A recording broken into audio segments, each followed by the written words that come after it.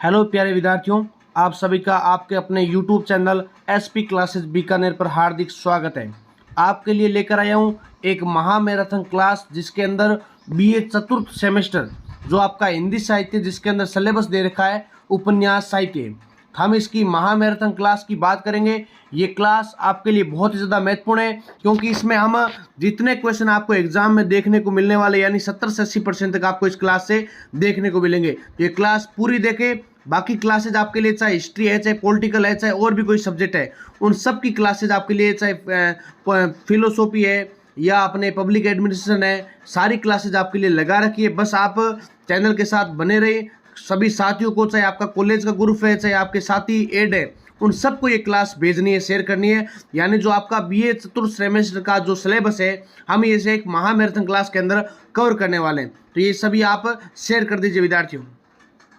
तो आपके लिए पहला प्रश्न रहने वाला है कि उपन्यास और कहानी में अंतर स्पष्ट करो। वेरी वेरी इंपॉर्टेंट क्वेश्चन कि उपन्यास और कहानी में क्या करना है, अपने को अंतर स्पष्ट करना है विद्यार्थियों। तो उपन्यास और कहानी दोनों ही गद्य साहित्य की महत्वपूर्ण विधाएं होती है, किंतु इसके स्वरूप, विस्तार और उद्देश्य में स्पष्ट अंतर पाया जाता है। सबसे पहले विस्तार की दृष्टि से उपन्यास अत्यंत व्यापक होता है, जबकि कहानी सीमित आकार की होती है। उपन्यास में जीवन के अनेक पहलुओं का विस्तृत चित्रण किया जाता है, जबकि कहानी किसी एक घटना या भाव पर केंद्रित रहती है। कथानक की दृष्टि से अगर बात करें तो उपन्यास में बहुआयामी और विस्तृत कथानक होता है, जिसमें अनेक उपकथाएं भी शामिल हो सकती है। इसके विपरीत कहानी का कथानक संक्षिप्त और एक रेखीय माना जाता है। फिर पात्र चित्रण में भी अंतर स्पष्ट है कि उपन्यास में एक तो पात्रों का गहन और विकासात्मक चित्रण किया जाता है, उसके मानसिक और सामाजिक जीवन को विस्तार में दिखाया जाता है, जबकि कहानी में पात्रों की संख्या लिमिट होती है या सीमित होती है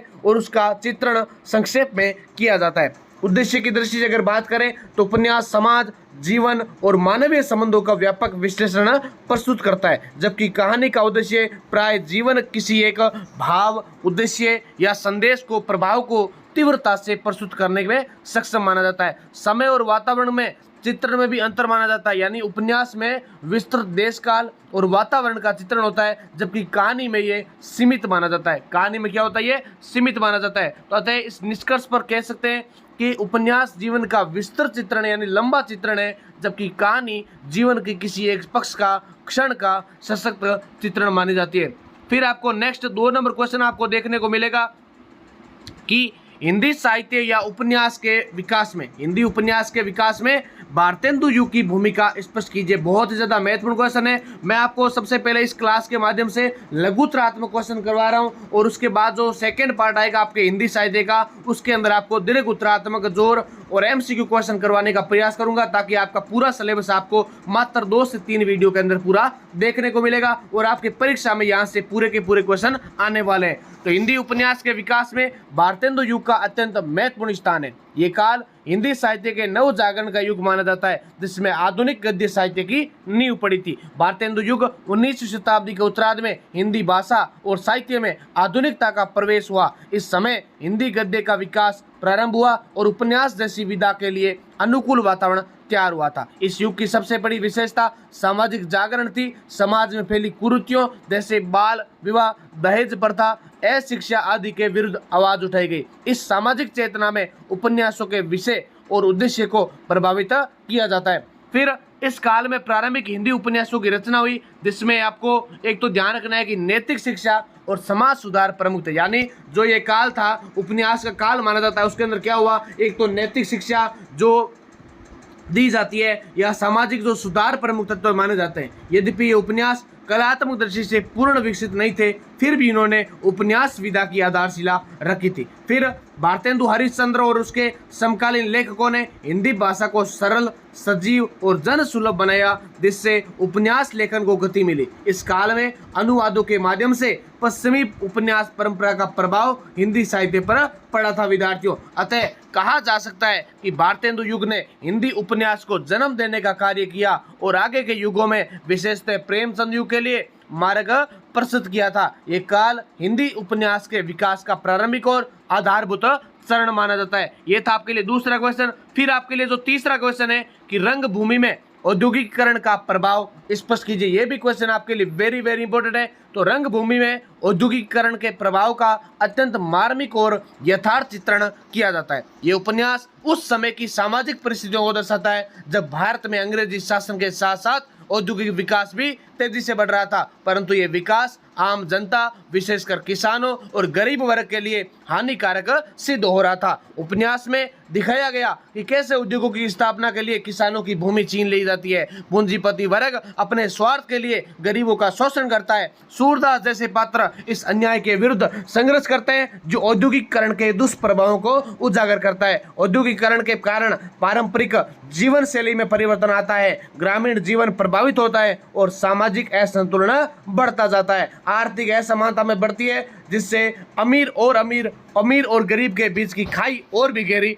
हो जाती है, यानी उसके अंदर क्या आ जाती है, असमानता का भाव आ जाता है, जिससे क्या होता है, उद्योगों का विकास हो जाता है और गरीब वहीं के वहीं रह जाते हैं। विद्यार्थियों, फिर आपको नेक्स्ट, तो जिसने भी अभी तक क्लास को लाइक नहीं किया या चैनल को सब्सक्राइब नहीं किया, आप जल्दी से क्लास को लाइक कर लीजिए, चैनल को सब्सक्राइब, ताकि आपको हर क्लासेज यहाँ से मिल सके, आपको बेस्ट बेनिफिट हो सके। तो मुंशी प्रेमचंद ने इस उपन्यास के माध्यम से ये दिखाया कि बिना मानवीय मूल्यों के औद्योगिक विकास समाज के लिए घातक हो सकता है। उन्होंने औद्योगिकीकरण के विरोध में नहीं बल्कि उसके अमानवीय रूप के विरोध में अपनी बात रखी है। इस प्रकार रंगभूमि में औद्योगिकीकरण का चित्रण सामाजिक यथार्थ को उजागर करता है और आज के संदर्भ में भी अत्यंत प्रासंगिक माना जाता है। फिर आपके लिए जो नेक्स्ट चौथा क्वेश्चन है कि रंगभूमि में धर्म और मानवता के संबंध का विश्लेषण कीजिए। विद्यार्थियों, तो रंगभूमि में धर्म और मानवता के संबंध को अत्यंत गहराई और संवेदनशीलता के साथ प्रस्तुत किया गया है। उपन्यास ये संदेश देता है कि सच्चा धर्म वही है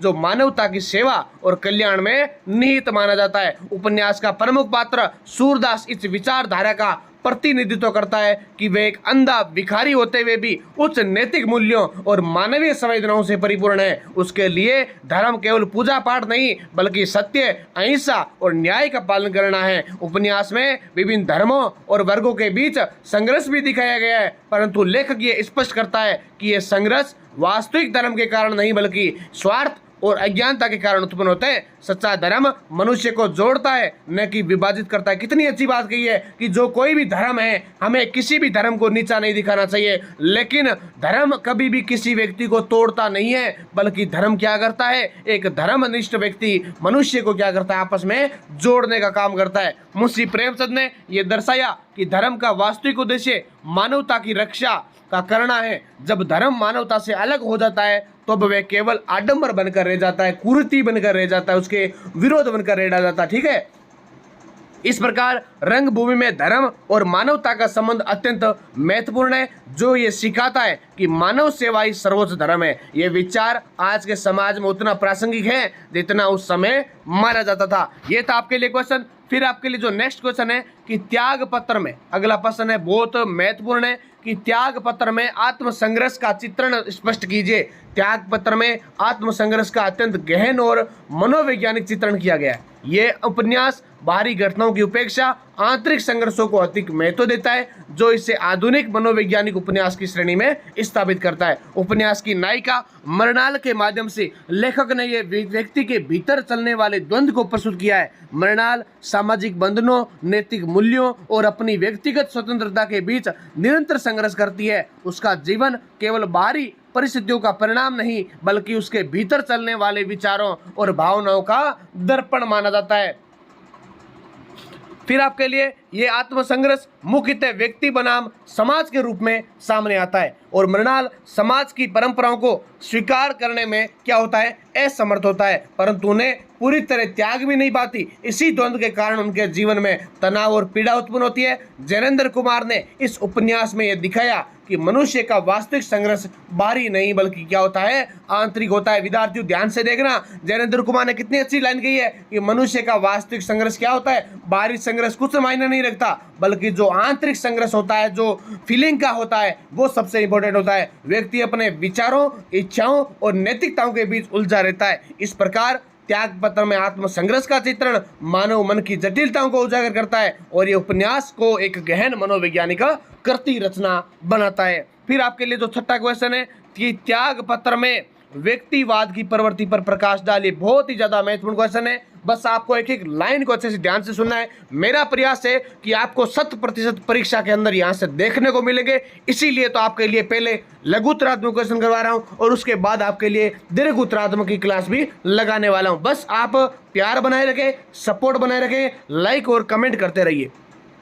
तो छठा क्वेश्चन कि त्याग पत्र में व्यक्तिवाद की प्रवृत्ति अत्यंत स्पष्ट और प्रभावशाली रूप से प्रस्तुत हुई है। ये उपन्यास परंपरागत सामाजिक मूल्यों के स्थान पर व्यक्ति की स्वतंत्रता, आत्मसम्मान और व्यक्तिगत निर्णयों को महत्व देता है। उपन्यास की नायिका मृणाल व्यक्तिवादी विचारधारा का प्रमुख उदाहरण है। वे समाज द्वारा निर्धारित नियमों और बंधनों को अंधाधुंध स्वीकार नहीं करती, बल्कि अपने विचारों और भावनाओं के आधार पर निर्णय लेती है। उसके लिए व्यक्तिगत स्वतंत्रता और आत्मसम्मान सर्वोपरि माना गया है। व्यक्तिवाद का यह स्वरूप उस समय के समाज के लिए एक नई और क्रांतिकारी सोच थी, जहां स्त्रियों को स्वतंत्र निर्णय लेने का अधिकार नहीं था। मृणाल को अपने जीवन के संबंध में स्वयं निर्णय लेना इस बात को दर्शाता है कि वह सामाजिक बंधनों से मुक्त होकर जीना चाहती है। क्या होता चाहती है? सामाजिक बंधनों से मुक्त होकर जीना चाहती है। फिर जैनेन्द्र कुमार ने इस अन्याय के माध्यम से यह स्पष्ट भी किया कि व्यक्ति को अपने जीवन के निर्णय लेने का अधिकार होना चाहिए। उन्होंने ये दिखाया कि व्यक्तिवाद का अर्थ समाज से पूर्णतः अलग होना नहीं है, बल्कि अपने अस्तित्व और अधिकारों को पहचानना है। इस प्रकार त्याग पत्र में व्यक्तिवाद की प्रवृत्ति आधुनिक चेतना का प्रतीक है, जो व्यक्ति को स्वतंत्र और आत्मनिर्भर बनाने की प्रेरणा हमें दर्शाता है। फिर विद्यार्थियों, नेक्स्ट आपके लिए जो 7 नंबर क्वेश्चन है कौन सा कि अनाम दास का पोथा में, दोबारा सुनिए, अनाम दास का पोथा में ज्ञान और अनुभव के संबंध को स्पष्ट कीजिए। बहुत ज्यादा महत्वपूर्ण क्वेश्चन है कि अनाम दास का पोथा में ज्ञान और अनुभव के संबंध को महत्व दर्शन करना है, अपने को स्पष्ट करना है कि ये एक तो दार्शनिक दृष्टि से प्रस्तुत किया गया है और ये उपन्यास केवल कथा नहीं है, बल्कि जीवन के सत्य की खोज का एक माध्यम बताया है, जिसमें लेखक ने बौद्धिक ज्ञान व्यवहारिक अनुभव के बीच के अंतर को क्या किया है विद्यार्थियों? स्पष्ट किया है। क्या किया है? स्पष्ट किया है। तो आपने अभी तक किसी भी क्लास को क्या नहीं किया है? लाइक नहीं किया है और channel MGSU SP classes Bikaner को सब्सक्राइब नहीं किया है तो आप चैनल को सब्सक्राइब कर लीजिए, ताकि आपको हर क्लास और हर वीडियो आपको मिल सके और लाइव क्लास भी आपको अपडेट पता चलती रहे कि कब आती है या कब नहीं आती। ठीक है, और व्हाट्सएप चैनल जरूर ज्वाइन कर लीजिए। फिर आपको इस उपन्यास में यह दिखा गया कि व्यक्ति केवल पुस्तकीय ज्ञान यानी शास्त्रीय ज्ञान मनुष्य को पूर्ण नहीं बना सकता। यानी जो आप अभी पढ़ रहे हैं क्लास को, ठीक है, ये आपको केवल पुस्तकीय ज्ञान आपने पढ़ लिया, रट्टा मार लिया, लिख के आ गए तो आप क्या नहीं बन सकते? आप ज्ञानी नहीं बन सकते, क्योंकि आपने क्या किया है? वो रट्टा लगाया है। जबकि आपका जो व्यवहारिक ज्ञान आएगा, आपको जो सच्चा ज्ञान प्राप्त होगा, अनुभव के माध्यम से प्राप्त होगा, वो ज्ञान क्या होता है? सच्चा होता है विद्यार्थियों। सच्चा ज्ञान वही है जो अनुभव के माध्यम से प्राप्त होता है। अनाम दास का जीवन इस सत्य की खोज की यात्रा है। वे विभिन्न परिस्थितियों और लोगों के संपर्क में आकर जीवन के वास्तविक अर्थ को समझने का प्रयास करता है। हजारी प्रसाद द्विवेदी ने यह स्पष्ट किया कि ज्ञान केवल जानकारी यानी इंफॉर्मेशन नहीं है, बल्कि वह अनुभूति रियलाइजेशन है। जब तक व्यक्ति स्वयं अनुभव नहीं करता, तब तक उसका ज्ञान अधूरा होता है। यानी आप अगर खुद पर बिलीव नहीं करोगे, अगर खुद अनुभव नहीं करोगे कि इस चीज को करने से हमें ये नुकसान हो सकता है, इस चीज को करने से हमें ये फायदा होगा, अगर हम अच्छे से पढ़ाई करेंगे तो हमारे अच्छे % बनेंगे, अगर उसको आप अपने लाइफ के अंदर रियलाइजेशन नहीं करोगे या उसको अनुभव नहीं करोगे तो आप तब तक आगे नहीं बढ़ सकते। क्योंकि आपने अगर ऐसा सोच लिया कि बस क्या करना है, पेपर हो गया, हमें पढ़ के आना है, बस थोड़ा सा लिख के आना है ताकि पास हो जाए, उससे आपका अनुभव नहीं काम करेगा। क्योंकि अनुभव तब काम करेगा जब मैं आपको लैंग्वेज बता रहा हूँ, थ्योरी बता रहा हूँ, आपको पॉइंट्स बता रहा हूँ, आपको उनके माध्यम से अपने शब्दों को अपने वहां पे क्या करना है? सुलिखित करना, यानी अच्छे से उनको मेंशन करना है। बस वही आपकी कला होनी चाहिए। तभी तो ग्रेजुएशन करने लोग और PG करते हैं। इसका मतलब क्या है कि बच्चे के स्किल पे ध्यान दिया जाए, बच्चे की सोच को निखारा जाए कि बच्चा क्या लिख सकता है, बच्चे की खुद की कैपेबिलिटी कितनी है या कैपेसिटी कितनी है कि बच्चा कैसे लिख सकता है, ये आपके लिए मैटर करता है। ऐसा नहीं है कि आपने 1 वीक से रट लिया, मेरे नोट से रट लिया, आप सेम का सेम वहां से लिख के आ गए। नहीं, बिल्कुल भी गलत है। मैं उसका 1% भी क्या नहीं हूँ, पक्षधर नहीं हूँ। इसी बात को इसमें समझाया गया है कि खुद पे बिलीव करो, खुद के आधार पर नई चीजें बना के लिखो, ताकि क्या होता है? अनुभव अच्छा हो सकते।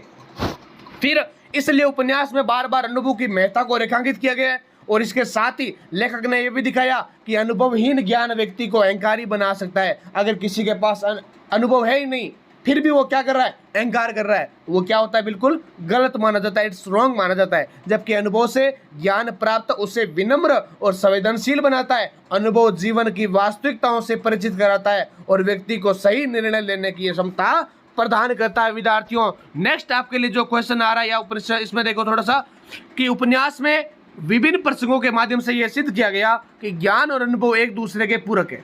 केवल ज्ञान या केवल अनुभव दोनों ही अधूरे हैं, परंतु जब दोनों का समन्वय होता है, यानी ज्ञान और अनुभव साथ साथ काम करते हैं ना, तब दोनों का क्या होता है, मेल अच्छा होता है और एक व्यक्ति को पूर्णता की ओर, एक अच्छे लक्ष्य की ओर अग्रसर करता है। अतः इनामदास का पोथा में ज्ञान और अनुभव का संबंध अत्यंत महत्वपूर्ण है, जो ये संदेश देता है कि जीवन का सच्चा ज्ञान अनुभव से प्राप्त होता है और वही मनुष्य को आत्मबोध की ओर ले जाता है। विद्यार्थियों, फिर आपके लिए नेक्स्ट 8 नंबर क्वेश्चन क्या है कि इनामदास का पोथा में गुरु शिष्य संबंध का विश्लेषण कीजिए। तो ये क्वेश्चन भी वेरी वेरी इंपॉर्टेंट है। इसके बाद आपको बड़े वाले क्वेश्चन करवाने वाला हूँ, नो टेंशन, आप बस क्लास 2 देख लीजिए। ये आपके लिए भाग फर्स्ट है, भाग 2 जरूर देखना ताकि आपको पूरा सिलेबस कवर देखने को मिले। तो इनामदास का पोथा में गुरु शिष्य संबंध का अत्यंत गहन और आदर्श रूप प्रस्तुत किया गया। इस संबंध केवल शिक्षा तक सीमित नहीं है, बल्कि जीवन के मार्गदर्शन और आत्मज्ञान की प्राप्ति का माध्यम है। उपन्यास में गुरु को केवल ज्ञान देने वाला व्यक्ति नहीं, बल्कि एक मार्गदर्शक और प्रेरक के रूप में चित्रित किया गया है। गुरु शिष्य को केवल शास्त्रीय ज्ञान नहीं देता, बल्कि उसे जीवन के वास्तविक सत्य से परिचित कराता है कि ये देख, आज तेरा कड़वा सच है, यानी वही गुरु सबसे श्रेष्ठ है जो आपको क्या देगा, कड़वी शिक्षा देगा। मीठा बोलकर तो कोई भी आपको उल्लू बना सकता है, लेकिन जो आपको कड़वा सच बताएगा वही आपका क्या है, सहीता है, आपके हित चाहने वाला गुरु होता है। विद्यार्थियों, तो गुरु शिष्य को केवल शास्त्रीय ज्ञान नहीं देता, बल्कि उसे जीवन के वास्तविक सत्य से परिचित कराता है। वह शिष्य को स्वयं अनुभव करने और सीखने की प्रेरणा देता है। शिष्य के रूप में इनामदास एक जिज्ञासु यानी कौन होता है, व्यक्ति जो हर चीज को खोजने की प्रवृत्ति वाला है। जैसे आपने कोई शब्द देखा कि सर ये संबंध क्या होता है, सर मार्गदर्शन कौन होता है, तो आपकी जिज्ञासा होनी चाहिए उस चीज को इच्छा करने की कि गुरु शिष्य ज्ञान को कैसा देता है, व्यवहारिक ज्ञान कौन सा होता है, वैज्ञानिक थॉट कौन सी होती है। ये हर चीज आपको जब जिज्ञासु प्रवृत्ति बनाती है, आप जब किसी चीज को खोजने की प्रवृत्ति होती है, आप हर चीज को बार बार पूछने का प्रयास करते हैं, वही विद्यार्थी सर्वश्रेष्ठ होता है। तो जिज्ञासु और सत्य की खोज में लगा हुआ व्यक्ति है, वे अपने गुरु से केवल उत्तर नहीं चाहता, बल्कि जीवन के रहस्य को समझना चाहता है। गुरु उसे शिष्य सीधे उत्तर देने के बजाय उसे स्वयं अनुभव करने की दिशा में प्रेरित करता है, जिससे उसका क्या होता है, आत्म विकास और भी ज्यादा अच्छा हो जाता है।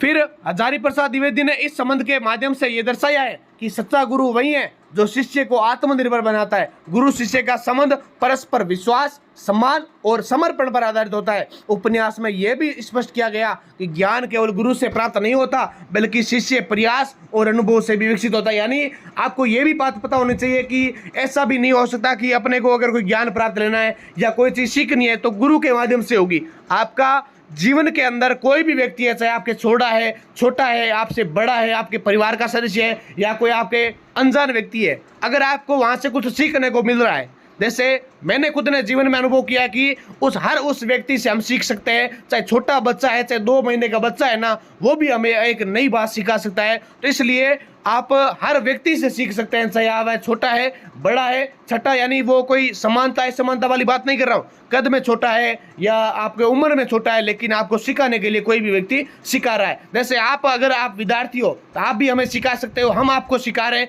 तो क्या होता है, हर चीज को आपको सीखने का प्रयास करना चाहिए, बल्कि शिष्य के प्रयास और अनुभव से भी विकसित किया होता है। गुरु केवल दिशा दिखाता है, परंतु चलना शिष्य को स्वयं पर पढ़ना पड़ता है। मैं आपको बोल सकता हूं कि बच्चों आप ये क्लास ले लो, आपको बहुत महत्वपूर्ण फायदा होगा इससे, या आपको परीक्षा के अंदर बहुत ज्यादा बेस्ट ऑप्शन मिलेगा, या आप नोट्स ले लो। लेकिन मेरा काम तो क्या है, आपको इन्फॉर्मेशन देना है। बाकी अगर जो भी विद्यार्थी कंटिन्यू जुड़ रहे हैं या 2nd सेमेस्टर 3rd सेमेस्टर में कंटिन्यू जुड़े हुए हैं, उनको पता है कि अगर फायदा होता है ना तो आपको कंटेंट देखना चाहिए, कंटेंट लेना चाहिए। वरना अगर मैं आपके लिए क्लास ला रहा हूं और आपको 1% भी फायदा नहीं हुआ है तो आपका वे व्यर्थ है। मैं खुद बोलता हूँ या खुला बोलता हूँ कि आपको वही चीज़ पढ़े जो आपके लिए बेनिफिट है, चाहे आपके लिए कोई भी कंटेंट हो, बस आपको फ़ायदा होना चाहिए, आपके लिए अच्छे परसेंट बनने चाहिए। क्योंकि आपके अगर ज्ञान बढ़ेगा ना तो हमारा विस्तार होगा, हमारे चैनल का विस्तार होगा, इसलिए आप थोड़ा सा सपोर्ट बनाए रखें। इस प्रकार अनाम दास का पोथा में गुरु शिष्य संबंध भारतीय परंपरा के आदर्श रूप को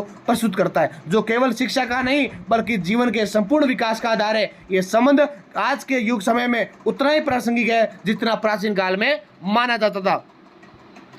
फिर नेक्स्ट आपके लिए जो 9 नंबर क्वेश्चन है कि महाभोज में मीडिया की भूमिका का विश्लेषण कीजिए। यह भी क्वेश्चन बहुत अच्छा है। तो महाभोज में मीडिया की भूमिका का अत्यंत यथार्थ और आलोचनात्मक चित्रण किया गया है। यह उपन्यास भारतीय लोकतंत्र की विडंबनाओं को उजागर करता है, जिसमें मीडिया एक महत्वपूर्ण शक्ति के रूप में उपस्थित हुआ है, लेकिन उसकी भूमिका केवल सकारात्मक नहीं दिखाई गई है। उपन्यास में दिखाया गया है कि मीडिया का मुख्य कार्य सत्य को सामने लाना होता है, जनता को जागरूक करना होता है, परंतु कई बार वह सत्ता और राजनीतिक दबाव के अधीन होकर अपने कर्तव्य से भटक जाता है। इसका मतलब अगर देखें तो गोदी मीडिया कह सकते हैं हम उसको, या एक भ्रष्टाचार रूप में, यानी जैसे कोई न्यूज़ है, ठीक है, आपको चाहे कोई भी नेता की बात कर लो, लेकिन मीडिया को क्या करना चाहिए, निष्पक्ष भाव से खबर को देना चाहिए ताकि वो किसी के पक्ष में न होकर बोले। क्योंकि अगर जनता को हम जागरूक नहीं बनाएंगे, क्योंकि मीडिया एक प्रकार की एक ऐसा अंग होता है देश के अंदर जो देश को जागरूक बनाता है, युवाओं को प्रेरित करता है, या किसी के अंदर ज्ञान का भंडार भरता है। ठीक है, अगर मीडिया झूठ बोलेगी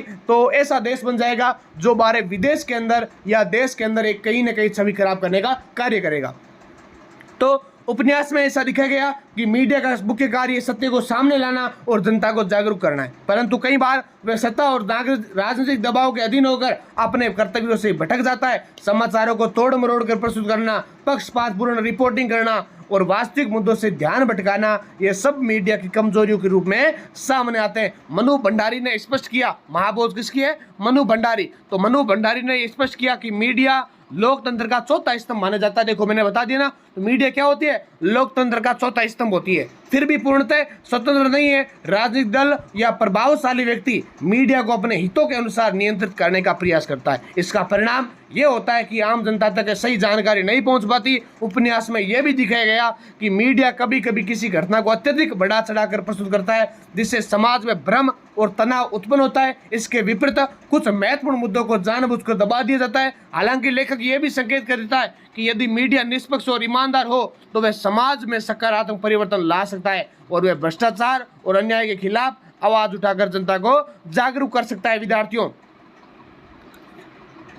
फिर आपको इस प्रकार महाभोज में मीडिया की भूमिका द्वंद्वात्मक है और एक ओर वे लोकतंत्र की रक्षा का साधन भी है, तो दूसरी ओर सत्ता के प्रभाव में आकर अपने कर्तव्यों से विचलित भी हो सकता है। यह चित्रण आज के समय में अत्यंत प्रासंगिक माना जाता है। फिर नेक्स्ट जो आपके लिए 10वां क्वेश्चन है कि महाभोज में जन सामान्य के शोषण का चित्रण कीजिए। ये मैंने क्वेश्चन अपने थोड़ा सा लैंग्वेज के हिसाब से बनाए, पेपर में हो सकता है कि थोड़ा आपको लैंग्वेज डिफरेंट लगे या क्वेश्चन थोड़ा लेंथी बना दिया जाए। बाकी आपको उत्तर समझना है, आपको भाषा समझनी है, आपको शैली समझनी है, बस आपके लिए यही काम करेगा। ऐसा नहीं कि सर ये सेम टू सेम क्वेश्चन नहीं आया, लगभग आ जाते हैं। बाकी थोड़ा सा क्वेश्चन भी अगर इधर उधर होता है ना तो आप उसको मैनेज करना सीखे। तो महाभोज में जन सामान्य के शोषण का अत्यंत मार्मिक और यथार्थ चित्रण किया गया है। ये उपन्यास भारतीय समाज और राजनीति के उस कड़वे सच को उजागर करता है, यहाँ आम जनता सत्ता और व्यवस्था के बीच पिसती रही है। और उपन्यास में दिखाया गया कि गरीब और कमजोर वर्ग के लोग हमेशा शोषण का शिकार होते हैं, उनके अधिकारों की रक्षा करने वाला कोई नहीं होता और वे न्याय के लिए भटकते रहते हैं। राजनीतिक नेता और प्रशासन अपने स्वार्थ के लिए इन लोगों को उपयोग करते हैं। और फिर उसके बाद में मनु भंडारी ने यह दिखाया कि चुनाव के समय नेताओं को जनता की याद आती है, लेकिन चुनाव जीतने के बाद वे उन्हें भूल जाते हैं। जनता केवल वोट बनकर बैंक बनकर रह जाती है। उपन्यास में यह भी स्पष्ट किया गया कि प्रशासन और पुलिस व्यवस्था भी आम जनता के साथ न्याय नहीं करती। वे सत्ता के दबाव में आकर सच्चाई को छुपाते हैं और निर्दोष लोगों को दोषी बना देते हैं। शोषण कभी भी आर्थिक नहीं होता बल्कि सामाजिक और मानसिक होता है। यानी अगर कोई व्यक्ति सामाजिक रूप से अगर क्या हो जाता है, शोषित हो रहा है या मानसिक रूप से हो रहा है, मेंटली हो रहा है, तो वे गरीब वर्ग को समाज में सम्मान नहीं मिल रहा है। उन्हें हमेशा दबा कर रखा जाता है और उनके दुख और समस्याएं किसी के लिए महत्वपूर्ण नहीं होती। हालांकि उपन्यास ये भी संकेत कर देता है कि यदि जनता जागरूक हो जाए और अपने अधिकारों के लिए संघर्ष करें तो इस शोषण को रोका जा सकता है। इस प्रकार महाभोज में जन सामान्य के शोषण का चित्रण अत्यंत प्रभावशाली है, जो समाज की वास्तविक स्थिति को उजागर करता है और हमें सोचने के लिए मजबूर करता है। विद्यार्थियों क्या करता है? सोचने के लिए मजबूर करता है विद्यार्थियों। तो आशा करता हूं विद्यार्थियों कि आपको ये क्लास बहुत ज़्यादा महत्वपूर्ण लगी है और आपको बहुत ही ज़्यादा उपयोग देने वाली है। यानी इस क्लास के माध्यम से जो आपका 4th सेमेस्टर उपन्यास साहित्य है, यहाँ से आपको लघुतरात्मक और छोटे वाले क्वेश्चन करने में आसानी होगी और आपको परीक्षा के अंदर यहाँ से 100% देखने वाले हैं। अब हम बात करेंगे विद्यार्थियों भाग 2 की, यानी जिसके अंदर आपको हिंदी साहित्य के अंदर जो भाग 2 दीर्घ उत्तरात्मक क्वेश्चन है इसकी चर्चा करने वाले। तो पहला क्वेश्चन है इसका, उपन्यास की परिभाषा, स्वरूप एवं तत्वों का विस्तृत विश्लेषण कीजिए। और उसके साथ में आपको क्या ध्यान होना चाहिए, यानी उपन्यास के प्रमुख तत्व, कथानक, पात्र, संवाद, वातावरण, भाषा शैली को सह उदाहरण अपने को स्पष्ट करना है। तो बहुत ही महत्वपूर्ण क्वेश्चन है, ध्यान से देखना अच्छे से, क्योंकि एक एक लाइन आपके लिए वेरी वेरी इंपॉर्टेंट है। विद्यार्थियों, गद्य साहित्य की विभिन्न विधाओं में उपन्यास का स्थान अत्यंत महत्वपूर्ण और व्यापक है। ये केवल मनोरंजन का साधन नहीं है, बल्कि समाज, व्यक्ति और जीवन के विविध पक्षों का सजीव चित्रण करने का विद्या होती है। उपन्यास में जीवन की जटिलताओं, संघर्षों, भावनाओं और परिस्थितियों का गहन एवं यथार्थ चित्रण मिलता है, इसलिए इसे मानव जीवन का दर्पण कहा जाता है। अगर हम बात करें उपन्यास की परिभाषा की, यानी डेफिनेशन ऑफ नोवेल क्या है, तो उपन्यास शब्द संस्कृत के उप यानी निकट और न्यास यानी रखना से बना हुआ है, जिसका अर्थ होता है निकट रखी हुई वस्तु, अर्थात ऐसी कथा जो जीवन के अत्यंत निकट हो। विभिन्न विद्वानों ने उपन्यास की परिभाषा इस प्रकार दी है।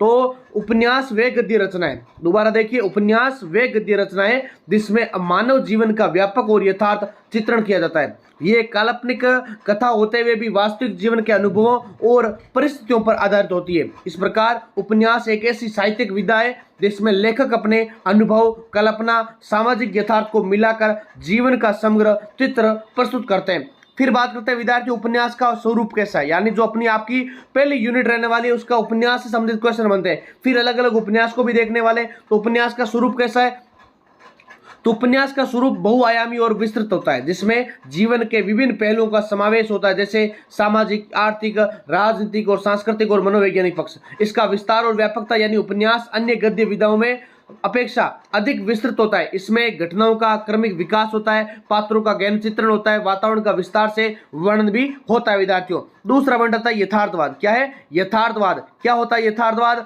तो यथार्थवाद का आपको पता होना चाहिए कि उपन्यास का प्रमुख गुण यथार्थवाद है। क्या है विद्यार्थियों? यथार्थवाद है। इसमें जीवन की वास्तविक परिस्थितियों का चित्रण किया जाता है, जिससे पाठक स्वयं को उससे जुड़ा हुआ और महसूस करता है। कल्पना और वास्तविकता का समन्वय, उपन्यास में कल्पना का भी महत्वपूर्ण स्थान होता है, परंतु ये कल्पना वास्तविक जीवन से जुड़ी हुई होती है। लेखक अपनी कल्पना के माध्यम से जीवन को अधिक प्रभावशाली बनाता है। फिर चौथा पॉइंट है मनोवैज्ञानिक गहराई। क्या होती है? तो आधुनिक उपन्यासों में पात्रों के मानसिक जीवन, उसके विचारों, भावनाओं और आंतरिक संघर्षों का सूक्ष्म विश्लेषण किया जाता है। नेक्स्ट पांचवा पॉइंट है सामाजिक प्रतिबिंब। क्या है सामाजिक प्रतिबिंब? तो उपन्यास समाज का दर्पण होता है। उपन्यास क्या होता है? समाज का दर्पण होता है। इसमें समाज की इच्छाओं, अच्छाइयों और बुराइयों का चित्रण होता है तथा समाज की प्रेरणा भी ली जाती है। नेक्स्ट आपका पॉइंट है उपन्यास के प्रमुख तत्व, एलिमेंट्स ऑफ नॉवेल। यानी अब हम उपन्यास के प्रमुख तत्वों को विस्तार से देखने वाले हैं। पहला पॉइंट है कथानक। क्या होता है कथानक? जिसको इंग्लिश में प्लॉट भी कहते हैं। कथानक उपन्यास की आधारशिला होता है। कथानक क्या होता है? उपन्यास की आधारशिला होता है। कई बार क्वेश्चन है वो वस्तुनिष्ठ यानी ऑब्जेक्टिव क्वेश्चन पूछा गया है कि उपन्यास की आधारशिला किस तत्व को कहा जाता है, तो कथानक को कहते हैं। किसको बोलते हैं? कथानक को। ये घटनाओं का क्रमबद्ध और संगठित रूप होता है जो कथा को आगे बढ़ाता है। इसकी विशेषताओं की बात करें तो संगठितता यानी घटनाएं आपस में जुड़ी हुई हो, रोचकता पाठक की रुचि बनाए रखे, संभाव्यता यानी घटनाएं यथार्थ के निकट हो, विकास, आरंभ, मध्य और अंत स्पष्ट रूप से देखने को मिले। फिर विद्यार्थियों नेक्स्ट आपके लिए पॉइंट है, इसका उदाहरण है कि रंगभूमि में कथानक सूरदास के संघर्ष के इर्द गिर्द विकसित होता है, जो सामाजिक और आर्थिक अन्याय को उजागर करता है। विद्यार्थियों ये इसका उदाहरण हो गया, यानी महाभोज के अंदर राजनीतिक षड्यंत्र और सामाजिक शोषण कथानक का मुख्य आधार होता है। फिर इसका पात्र कैसे? तो पात्र उपन्यास के जीवन तत्व होते हैं, जिन्हीं के माध्यम से कथानक विकसित होता है और लेखक अपने विचारों को व्यक्त करता है। अगला पॉइंट है पात्रों के प्रकार। पात्रों के प्रकार के अंदर नायक हो गया, नायिका हो गई, यानी नायक को इंग्लिश में बोलते हैं हीरो, हीरोइन, सहायक पात्र, खलनायक, ये सब इसके अंदर पात्र होते हैं। फिर विशेषता क्या है? एक तो स्वाभाविकता होनी चाहिए, यथार्थता होनी चाहिए, विकासशील होना चाहिए। उदाहरण की अगर बात करें तो त्याग पत्र की मृणाल एक सशक्त और स्वतंत्र विचारों वाली नायिका है जो व्यक्तिवाद का प्रतीक है। रंगभूमि का सूरदास एक आदर्शवादी और संघर्षशील पात्र है। समाज की बात करें तो समाज पात्रों के विचारों, भावनाओं और मनोभावों को व्यक्त करने का माध्यम होता है। अगर हम इसकी विशेषताओं की बात करें तो विशेषताएं भी वेरी वेरी इंपॉर्टेंट है, क्योंकि इसके अंदर स्वाभाविकता होनी चाहिए, संक्षिप्तता होनी चाहिए, प्रभावशीलता होनी चाहिए, यानी समाज कथानक को गति देते हैं और पात्रों के चरित्र को स्पष्ट करते हैं। उदाहरण की बात करें तो महाभोज में संवादों के माध्यम से राजनीतिक व्यंग्य और सामाजिक यथार्थ को प्रभावी ढंग से प्रस्तुत किया जाता है। नेक्स्ट आपके लिए चौथा पॉइंट है वातावरण देशकाल। वातावरण देशकाल यानी वातावरण से तात्पर्य उस इन्वायरमेंट से, स्थान, समय और परिस्थिति से है जिसमें कथा घटित होती है। घटक इसके स्थान गांव से हो सकते हैं, समय ऐतिहासिक या आधुनिक हो सकता है, सामाजिक परिस्थिति हो सकती है। अगर इसके महत्व की बात करें तो वातावरण कथा को यथार्थता प्रदान करता है और पाठक को घटनाओं से जोड़ता है विद्यार्थियों।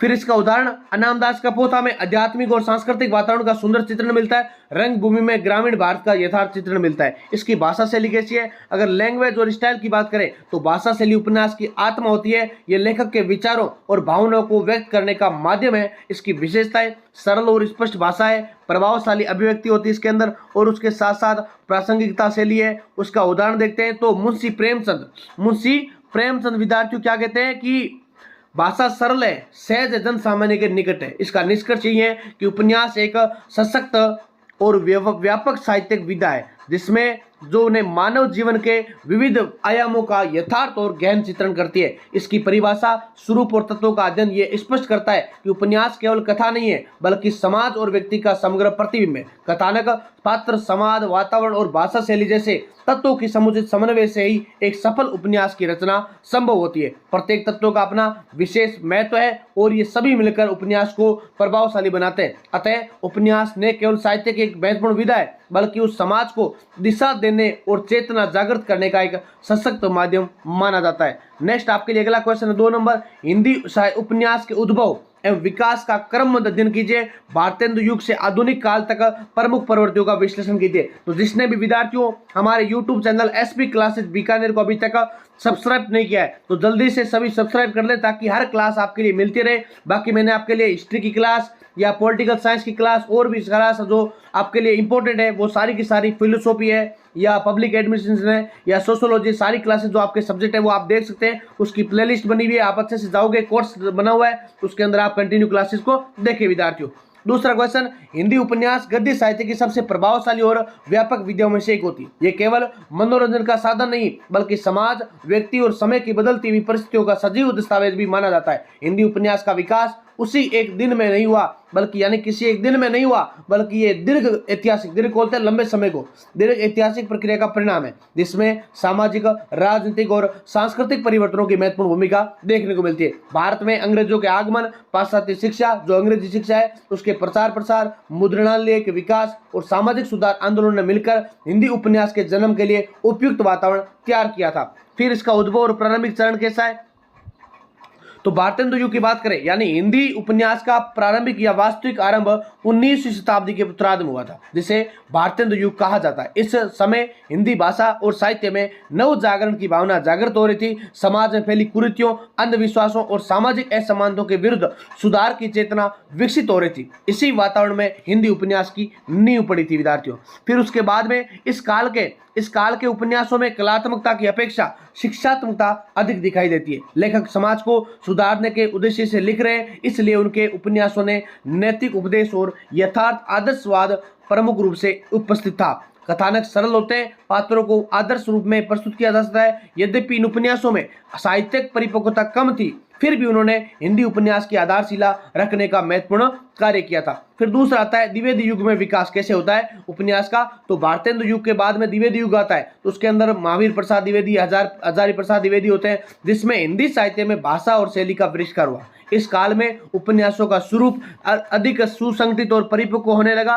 अब लेखकों का ध्यान केवल उपदेश देने तक सीमित नहीं रहा बल्कि उनके समाज की वास्तविक समस्याओं को भी चित्रित करना शुरू किया था। इस युग में राष्ट्रीय एकता का विकास हुआ जिसका प्रभाव उपन्यासों में स्पष्ट दिखाई देता है। सामाजिक समस्याएं जैसे स्त्री शिक्षा, जाति प्रथा, बाल विवाह आदि को उठाया जाने लगा। इस प्रकार उपन्यास धीरे धीरे आदर्शवाद से यथार्थवाद की ओर बढ़ने लगा। नेक्स्ट आता है अगला, द्विवेदी युग के बाद में प्रेमचंद का युग, यथार्थवाद का उत्कर्ष, यानी हिंदी उपन्यास का वास्तविक विकास मुंशी प्रेमचंद जी के समय माना जाता है, जिसे हिंदी उपन्यास का स्वर्ण युग कहा जाता है। प्रेमचंद ने उपन्यास को समाज की वास्तविकता से जोड़ दिया। उन्होंने किसानों, मजदूरों, स्त्रियों, निम्न वर्ग के जीवन का अत्यंत यथार्थ और संवेदनशील चित्रण किया है। अनेक उपन्यासों में गरीबी, शोषण, जातिवाद और सामाजिक अन्याय जैसी समस्याएं प्रमुखता से सामने आती है। उदाहरण के रूप में गोदान और रंगभूमि, गोदान आपने पढ़ रखा होगा, या गोदान का मैंने आपके लिए वीडियो भी लगा रखा है। गोदान जो उपन्यास है प्रेमचंद जी का, बहुत ही अच्छा और एक सरल भाषा के अंदर 30 मिनट के 35 मिनट के अंदर मैंने वीडियो लगा रखा है, वो आप जरूर देख लेना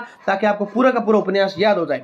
रंगभूमि में ग्रामीण जीवन में और सामाजिक संघर्षों का अत्यंत प्रभावशाली चित्रण मिलता है। प्रेमचंद ने यह सिद्ध किया कि उपन्यास केवल मनोरंजन का साधन नहीं है, बल्कि समाज को दिशा देने का माध्यम भी माना जाता है। नेक्स्ट आपके लिए अगला है प्रेमचंदोत्तर युग, यानी मनोवैज्ञानिक और व्यक्तिवादी प्रवृत्ति। कैसे है, किसके आधार पर मिलती है? तो प्रेमचंद के बाद हिंदी उपन्यास में एक नया मोड़ आया। प्रेमचंद के बाद में हिंदी उपन्यास में एक नया मोड़ आया, जिसमें बाहरी सामाजिक समस्याओं के साथ साथ व्यक्ति के आंतरिक जीवन पर भी ध्यान दिया जाने लगा। इस काल में जैनेन्द्र कुमार जैसे लेखकों ने मनोवैज्ञानिक उपन्यासों की परंपरा को विकसित किया। इस समय के उपन्यासों में पात्रों के मानसिक द्वंद्व, आत्मसंघर्ष और व्यक्तिगत स्वतंत्रता के प्रश्नों को प्रमुखता दी गई थी। त्यागपत्र इसका उत्कृष्ट उदाहरण है, जिसमें नायिका के आंतरिक संघर्ष और व्यक्तिवाद का चित्रण मिलता है। इस प्रकार उपन्यास केवल सामाजिक यथार्थ तक सीमित नहीं रहकर व्यक्ति के मनोवैज्ञानिक पक्षों का विश्लेषण करने लगा। नेक्स्ट पॉइंट आपके लिए प्रगतिवादी और सामाजिक यथार्थ का विस्तार। अगला पॉइंट आपको ध्यान क्या होना चाहिए? प्रगतिवादी और सामाजिक यथार्थ का विस्तार। इससे पहले वीडियो में मैंने आपको बताया कि इससे पहले मेरा टारगेट ये था कि मैं आपके लिए हिंदी साहित्य का 2 वीडियो बनाऊंगा, लेकिन फिर क्या हुआ, मैंने सोचा कि दोनों वीडियो को एक साथ ही आपके लिए ले देते हैं, ताकि कहीं आपको दूसरा वीडियो मिले कि नहीं मिले, आपको एक वीडियो के अंदर पूरा का पूरा कवर करने वाले। तो इसी काल में प्रगतिवादी धारा का भी विकास हुआ, जिसमें समाज के शोषित और वंचित वर्गों की समस्याओं को प्रमुखता दी गई। इस धारा के लेखकों ने वर्ग संघर्ष, आर्थिक असमानता और सामाजिक अन्याय के विरुद्ध अपनी आवाज उठाई थी। इन उपन्यासों में समाज को बदलने की प्रेरणा और क्रांतिकारी चेतना दिखाई देती है। लेखक अब केवल समस्याओं का चित्रण ही नहीं करते, बल्कि उनके समाधान की दिशा में सोचते भी है। इस प्रकार उपन्यास समाज सुधार का एक सशक्त माध्यम बन गया था। अगला पॉइंट है आधुनिक युग, नई संवेदनाएं और विविधता। नई संवेदनाएं और विविधता यानी आधुनिक युग में हिंदी उपन्यास का स्वरूप और व्यापक हो गया था। अब इसमें केवल ग्रामीण या सामाजिक जीवन ही नहीं, बल्कि शहरी जीवन, पारिवारिक विघटन, मानसिक तनाव और अस्तित्व के संकट जैसे विषय भी शामिल हो गए थे।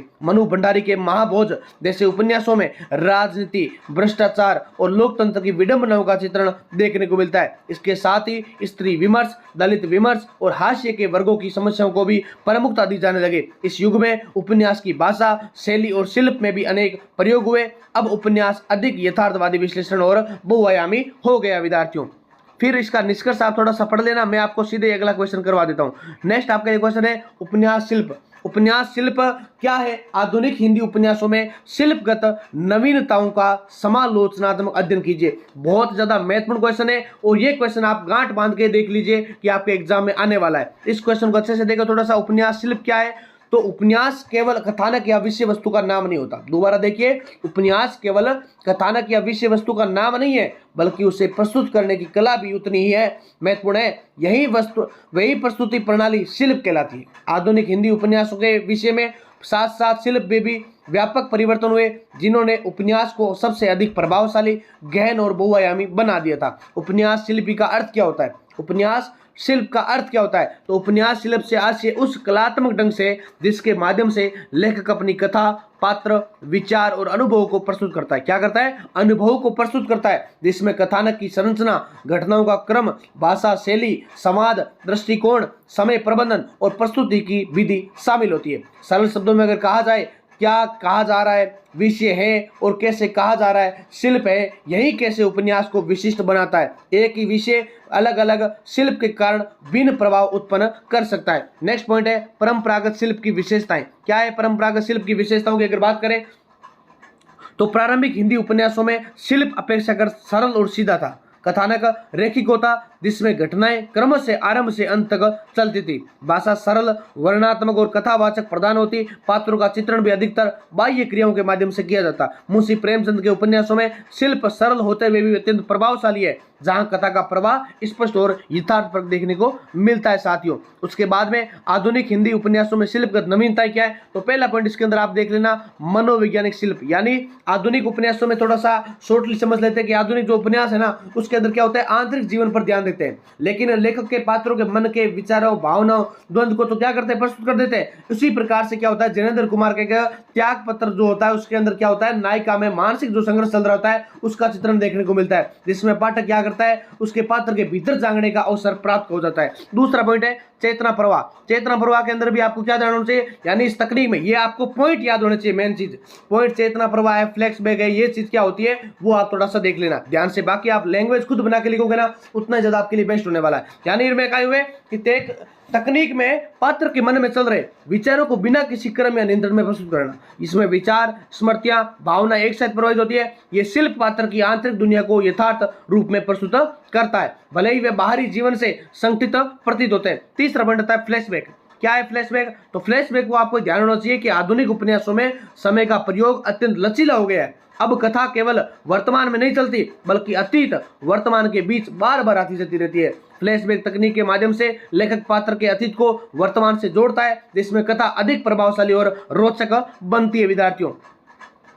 उसके बाद चौथा पॉइंट क्या है, चौथा पॉइंट है आपको उसके बाद में फ्लैशबैक के बाद में बहुदृष्टिकोण। क्या है बहुदृष्टिकोण, यानी multiple point of view. Multiple point of view के अंदर बाद आपको पता होना चाहिए कि परंपरागत उपन्यासों में कथा एक ही दृष्टिकोण से नहीं जाती, यानी जो परंपरागत उपन्यासों में कथा एक ही दृष्टिकोण से नहीं कही जाती है, परंतु आधुनिक उपन्यासों में कई पात्रों के दृष्टिकोण से कथा प्रस्तुत की जाती है। फिर पांचों पॉइंट है प्रतीकात्मक और बिंब योजना। प्रतीकात्मक और बिंब योजना, यानी आधुनिक उपन्यासों में प्रतीकों और बिंबों का व्यापक प्रयोग किया जाता है, जिसके माध्यम से लेखक अपने विचारों को सीधे नहीं कहकर संकेतों में व्यक्त करता है। अनामदास का पोथा में दार्शनिक विचारों को प्रतीकों के माध्यम से प्रस्तुत किया गया है, जो शिल्प को गहराई प्रदान करता है। ये पॉइंट अभी आपको अच्छे से याद होना चाहिए। अगला पॉइंट है भाषा शैली और नवीनता। भाषा शैली में नवीनता कैसे, तो आधुनिक उपन्यासों में भाषा अधिक बोलचाल की, सरल और जीवन के निकट हो गई। साथ ही क्षेत्रीय शब्दों, मुहावरों और लोक भाषा को प्रभाव बढ़ा हुआ है। मनु भंडारी के महाभोज में संवादात्मक और व्यंग्यात्मक भाषा का प्रभावशाली प्रयोग देखने को मिलता है। सातों पॉइंट इसके अंदर शिल्प में प्रयोग धर्मिता। शिल्प में प्रयोग धर्मिता, यानी आधुनिक उपन्यासकार पारंपरिक ढांचे को तोड़कर नए नए प्रयोग कर रहे हैं। कथा को क्रम तोड़ना, खुला अंत में और पत्र शैली, डायरी शैली आदि का प्रयोग भी किया जा रहा है विद्यार्थियों। उसके बाद में समालोचनात्मक विश्लेषण क्या है, तो समालोचनात्मक विश्लेषण यह है कि आधुनिक शिल्पगत नवीनताओं से हिंदी उपन्यास को अत्यंत समृद्ध और बहुआयामी बना दिया गया है। अब उपन्यास केवल घटनाओं का क्रम नहीं, वर्णन नहीं है, बल्कि जीवन की गहराइयों का विश्लेषण बन गया है। हालांकि कुछ आलोचकों का मानना है कि अत्यधिक प्रयोग धर्मिता के कारण उपन्यास कभी कभी जटिल और ध्रुव हो जाते हैं, जिससे सामान्य पाठक के लिए उन्हें समझना कठिन हो जाता है। फिर भी यह भी सत्य है कि इस नवीनताओं ने उपन्यास को आधुनिक जीवन की जटिलताओं को व्यक्त करने में सक्षम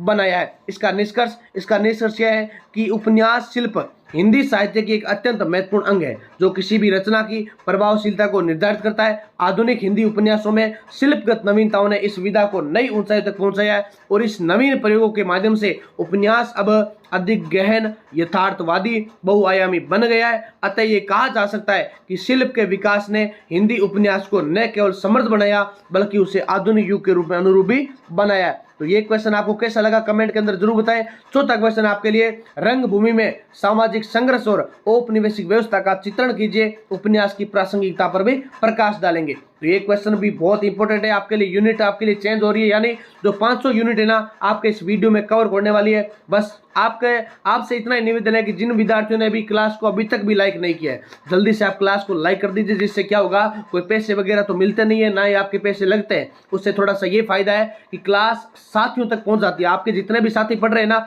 चाहे वो कहीं का भी है, गंगानगर का है, बीकानेर का है, हनुमानगढ़ का है, चूरू का है, या पास के नागौर का है, कहीं का भी है, आपके जो बीए कर रहे हैं साथ में आपके विद्यार्थी हैं, उनके पास ये क्लास पहुंचेगी आपके लाइक से, आपके कमेंट से। बस इसलिए बोलते हैं आप थोड़ा सा सपोर्ट कीजिए विद्यार्थियों। चौथे क्वेश्चन का आंसर क्या है? तो रंगभूमि हिंदी साहित्य की एक अत्यंत महत्वपूर्ण कृति है जिसमें मुंशी प्रेमचंद ने भारतीय समाज की जटिलताओं, औपनिवेशिक शोषण और सामाजिक संघर्षों का अत्यंत यथार्थ और मार्मिक चित्रण किया है। यह उपन्यास केवल एक कथा नहीं बल्कि उस समय के भारतीय समाज का जीवंत दस्तावेज है जिसमें अंग्रेजी शासन, पूंजीवाद, सामाजिक असमानता और मानवीय मूल्यों के संघर्ष को व्यापक रूप से प्रस्तुत किया गया है। रंगभूमि का मूल कथानक सूरदास नामक अंधे भिखारी के इर्द गिर्द घूमता है। यानी जो रंगभूमि है ना उपन्यास, उसका जो मूल कथानक होता है जिसका नाम होता है सूरदास, वो क्या करता है? अंधे भिखारी के इर्द गिर्द घूमता है जो इस उपन्यास का नायक होते हुए भी साधारण व्यक्ति का प्रतिनिधित्व करता है। सूरदास केवल एक पात्र नहीं है बल्कि भारतीय समाज के उस विशोषित, पीड़ित और वंचित वर्ग का प्रतीक है जो औपनिवेशिक शासन और पूंजीवादी ताकतों के बीच पिस रहा था। विद्यार्थियों, उसका संघर्ष केवल अपनी जमीन या अधिकारों के लिए नहीं बल्कि न्याय, सत्य और मानवता की रक्षा के लिए है। उपन्यास में सामाजिक संघर्ष का चित्रण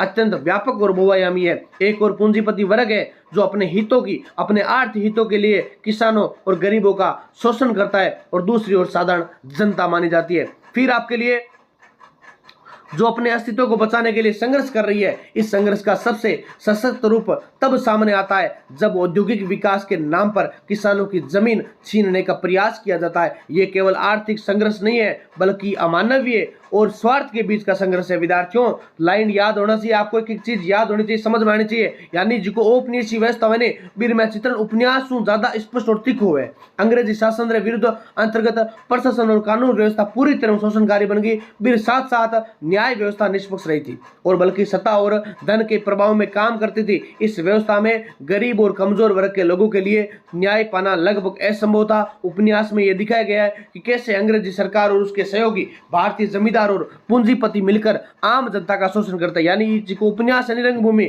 इनमें कहीं बताउड़े, इनमें आई बताउड़े जी कि अंग्रेजी सरकार है बा कहीं करे जमींदार सागे मिल रहा और पूंजीपति सागे यानी जिका घना पैसा हवे मार सागे मिल कहीं करे, जिका शोषणकारी है, जिका गरीब वर्ग है और भी कोई संघर्ष करने वाला आदमी है बाहर से कहीं करे शोषण करे।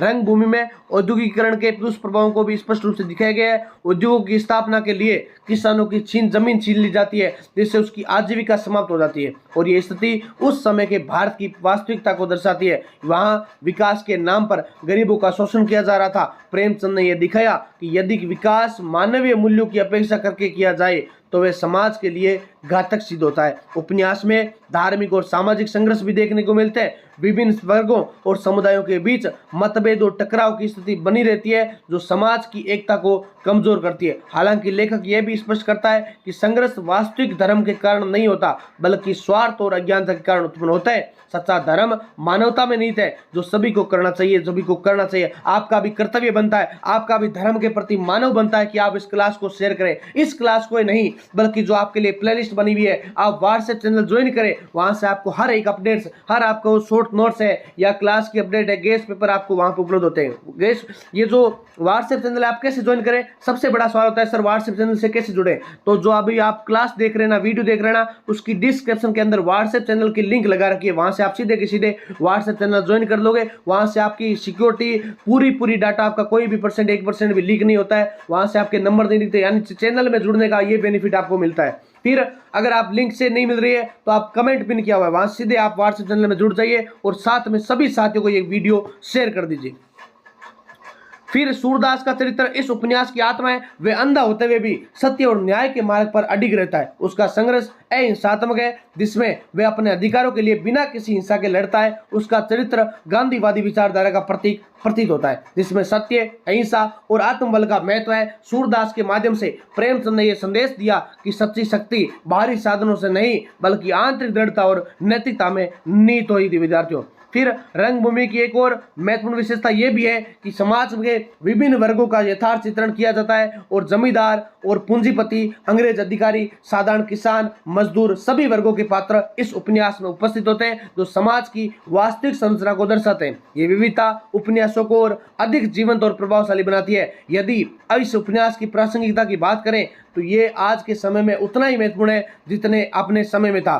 आज भी समाज में आर्थिक असमानता, शोषण और अन्याय की समस्या हमें देखने को मिलती है। उसके साथ साथ विकास के नाम पर गरीबों और कमजोर वर्गों के अधिकारों की उपेक्षा की जाती है। इस दृष्टि से रंगभूमि का संदेश आज भी अत्यंत प्रासंगिक है। आज के वैश्वीकरण और औद्योगिकरण के युग में हम देखते हैं कि बड़े बड़े उद्योगों और परियोजनाओं के लिए किसानों की जमीन अधिग्रहित की जाती है। जैसे आपने LLB जोली LLB 3 देख रखी होगी, जिसके अंदर क्या होता है, बीकानेर टू बोस्टन नाम का एक कार्यक्रम होता है, या मतलब जो आप नीति लाते हैं, जो बड़े बड़े अधिकारी होते हैं, उद्योगपति होते हैं, उसके खिलाफ क्या करते हैं, किसानों की जमीन हड़प ली जाती है, फिर क्या करते हैं, उनको मुआवजा भी देते हैं। लेकिन उस फिल्म के अंदर एक बहुत ही शानदार चरित्र दिखाया हुआ है कि जो जमीन कैसे अधिग्रहण करता है, बीकानेर संबंधित के अपने फिल्म में आप जरूर देखना। फिर जिससे उसकी आजीविका प्रभावित होती है, ये स्थिति रंगभूमि की घटनाओं से बहुत मिलती जुलती है। इस प्रकार ये उपन्यास हमें चेतना देता है, हमें चेतावनी देता है, और विकास के साथ साथ मानवीय मूल्यों और सामाजिक न्याय का ध्यान रखना आवश्यक होता है। इसके अतिरिक्त रंगभूमि में ये हमें सिखाता है कि अन्याय और शोषण के विरुद्ध संघर्ष करना आवश्यक है। सूरदास का चरित्र हमें प्रेरणा देता है कि कठिन परिस्थितियों में भी सत्य और न्याय का साथ नहीं छोड़ा चाहिए। अतः उपन्यास हमें सामाजिक चेतना और जिम्मेदारी का बोध कराता है। अंततः रंगभूमि केवल एक साहित्यिक कृति नहीं, बल्कि समाज का दर्पण और मार्गदर्शक है। इसमें प्रस्तुत सामाजिक संघर्ष और औपनिवेशिक व्यवस्था का चित्रण अत्यंत यथार्थ और प्रभावशाली है। प्रेमचंद ने इस उपन्यास के माध्यम से न केवल अपने समय की समस्याओं को उजागर किया, बल्कि भविष्य के लिए भी एक महत्वपूर्ण संदेश प्रस्तुत कर दिया। विद्यार्थियों, यह था आपके लिए चौथा क्वेश्चन। अगला आपके लिए पांच नंबर क्वेश्चन है कि मुंशी प्रेमचंद के उपन्यासों की विशेषताओं के संदर्भ में रंगभूमि का उल्लेखन कीजिए।